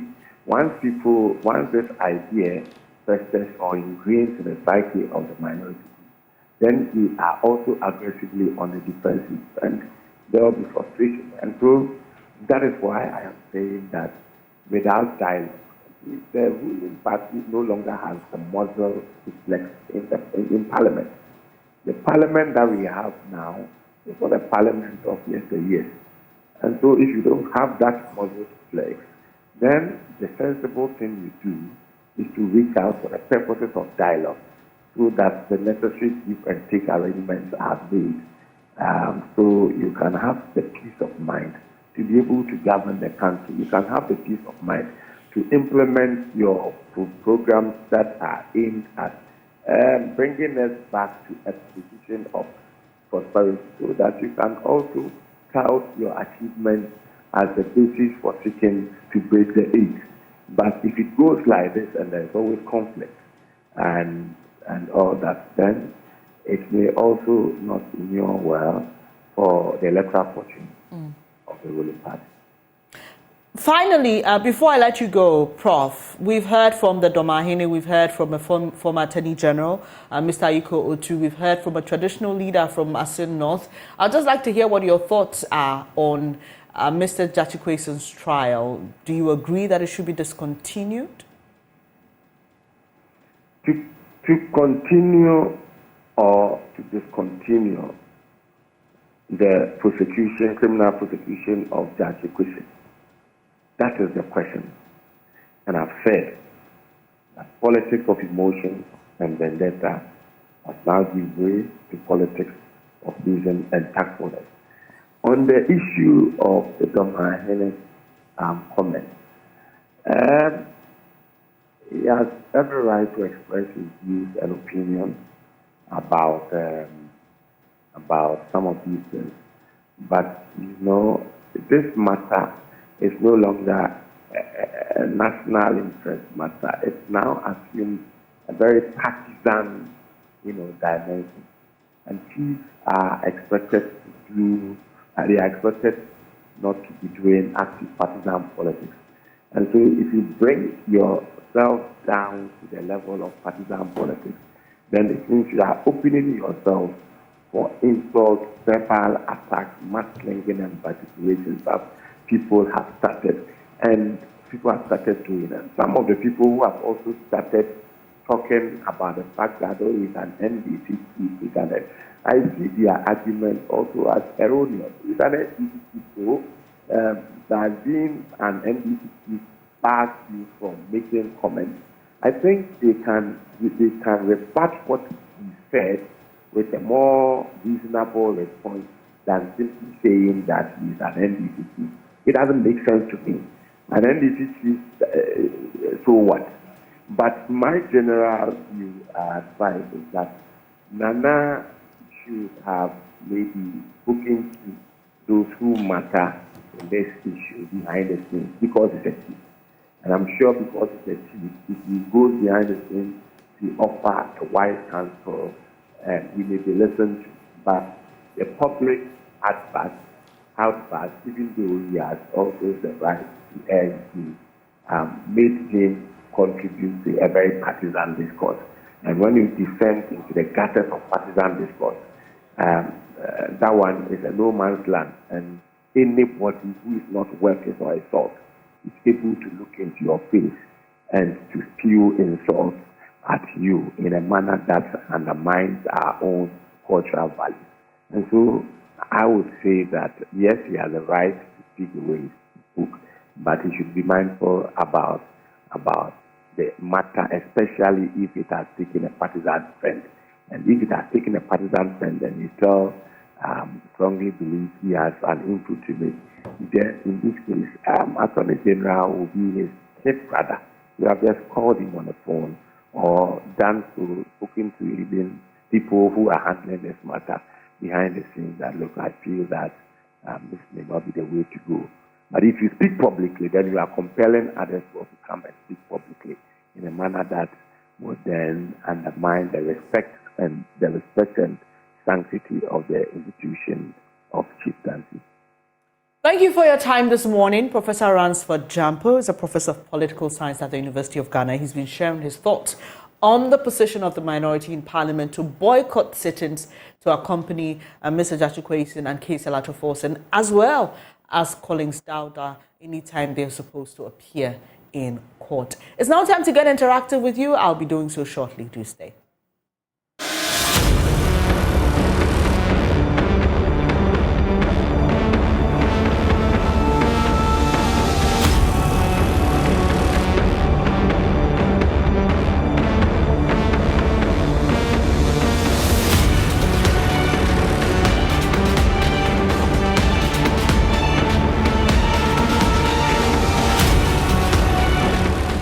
Thank you so much for staying here on the AM show. It's now time to get interactive with you, and the numbers to call will be on your screen shortly. 0302-211-691, 0302-211-691. We've done a lot today. We've spoken about the indebtedness of Buffer Stock Company to some food suppliers to the tune of some 270 million cedis. We've spoken about leadership in his blunt thoughts. He did that, touched on various issues. We've also spoken to you about the Change series, which is coming up tomorrow. But if you want to take a bite at it, why not? And then we've done the NDC minorities' position in Parliament. Bismarck is our first caller. Hello, Bismarck. Where are you calling us from? Appiah. Good. Let's hear you. Good morning, Bismarck. Yeah, I have two quick things to say. Okay. About the anthrax outbreak. Up to now, I have not heard the veterinary service telling us that the animals can still have anthrax, but it's not yet dead. And when the animal is slaughtered and have anthrax, what are the symptoms? That is one, because I have worked in the meat industry for a very long time. You can still slaughter animals which have anthrax, but what is the sample that you see that animal have anthrax? It's a splint. It's called splint, S-P-L-E-E-N. It becomes 5 times or 6 times the normal size. The veterinary have not said anything about the symptoms of when the carcass is slaughtered. That is one. Two, we are surrounded by a lot of Sahel countries. We have a lot of livestock animals. Yes, we are importing a lot of meat from Europe, including Poland. I think we could do more better than even developing our meat industry. Thank you. Thank you, Bismarck. But interesting thoughts. Yes, interesting thoughts he's been sharing with us on meat consumption and looking out for animals that have the disease anthrax. So that's what he's talking about, just in case you're... And the safety mechanisms in place. One thing I would like to... I mean, we've had some very interesting conversations, hard conversations, the buffer stock bit, the food people and all of that. 300 million, almost 300 million. But I also want, for those of you who care to do this, Iyanya's response to Yvonne Nelson versus Sarkodie's and the reactions. I've seen some prominent media people get on it and say, this is how you should have reacted. Initially, though, Iyanya had an initial reaction. But I think the second one was more mature. Try me versus Iyanya's response. What do you think? What do you think, Bernie? Philip is joining us from Kede, is it? Hello, Philip. Good morning. Let's hear you. Yeah, please, good morning. Please, I just want to have a say on the issue concerning the minority cooperation parliament, all in the name of support. Please just go ahead. Just go ahead and shoot. All in the name of supporting their colleagues in court. Yes, they are paid by us to go and represent us in parliament. So if they have any say, if they have any suggestion, if they have any thought, I think that one should be out on the floor of parliament, but not going out, leaving the work. So are they saying that we do their work and go and support their colleagues at the parliament? I'm supposed to pay them. Secondly, I want to also say that I think we have just forgotten about the ambulance standard. We were told by the ambulance that it was one of the ambulances that the Ministry of Health has procured that will be coming into the country. But as of now, where are the ambulances? We don't know where the ambulances are. So please, the media needs to prove that. Ask the National Ambulance Corporation, the National Ambulance Service, for them to know where the whereabouts of the ambulances. Because we have to know. If they said we have procured about 26 ambulances and the one we saw at Dubai was one of them, where are the rest? All right. So when are the ambulance coming? Right, Philip, thank you for calling. Please, when you call, just make your comments as brief as possible. Just go ahead with whatever you want to say. You don't need to tell us, I want to comment on this or that. It takes away a lot of your contributing time. And we want you to have enough time to tell us what you want to say. So once you call, just go ahead and start, sharing your thoughts with us. I think we have time to pick about a call, just about a call or two. So if we have those calls, we'll do so. But Benjamin, today we're starting the first clinic of the Habitat Fair at the Achimota Retail Center. And it's a clinic because it's a build-up to the main event. But there you'll find vendors, you'll find exhibitors, main exhibitors. You can ask any of your questions. Our theme this year is what? So affordability, comfort or luxury. Which one would you go for? I can do with affordability and comfort. Luxury may come later. I completely agree. But affordability and comfort are, for me, the most important. I think something you're comfortable in. We're going with the basics for now. Luxury has its... There are different classes. Yeah. Monkeys, All right, we have our next caller. Hello, good morning. Oh, too bad. Sorry about that. I think we could still squeeze in one last. Yes, one last call. And then you can join us at the Achimota Retail Center. Come, our exhibitors are there. Come and ask your questions. Come and see what they have on offer, their discounts, their wonderful packages, their payment plans. Because we understand the times we are in, Benjamin. And it's Friday, Saturday, Sunday. So if you can come today, you can pass through today.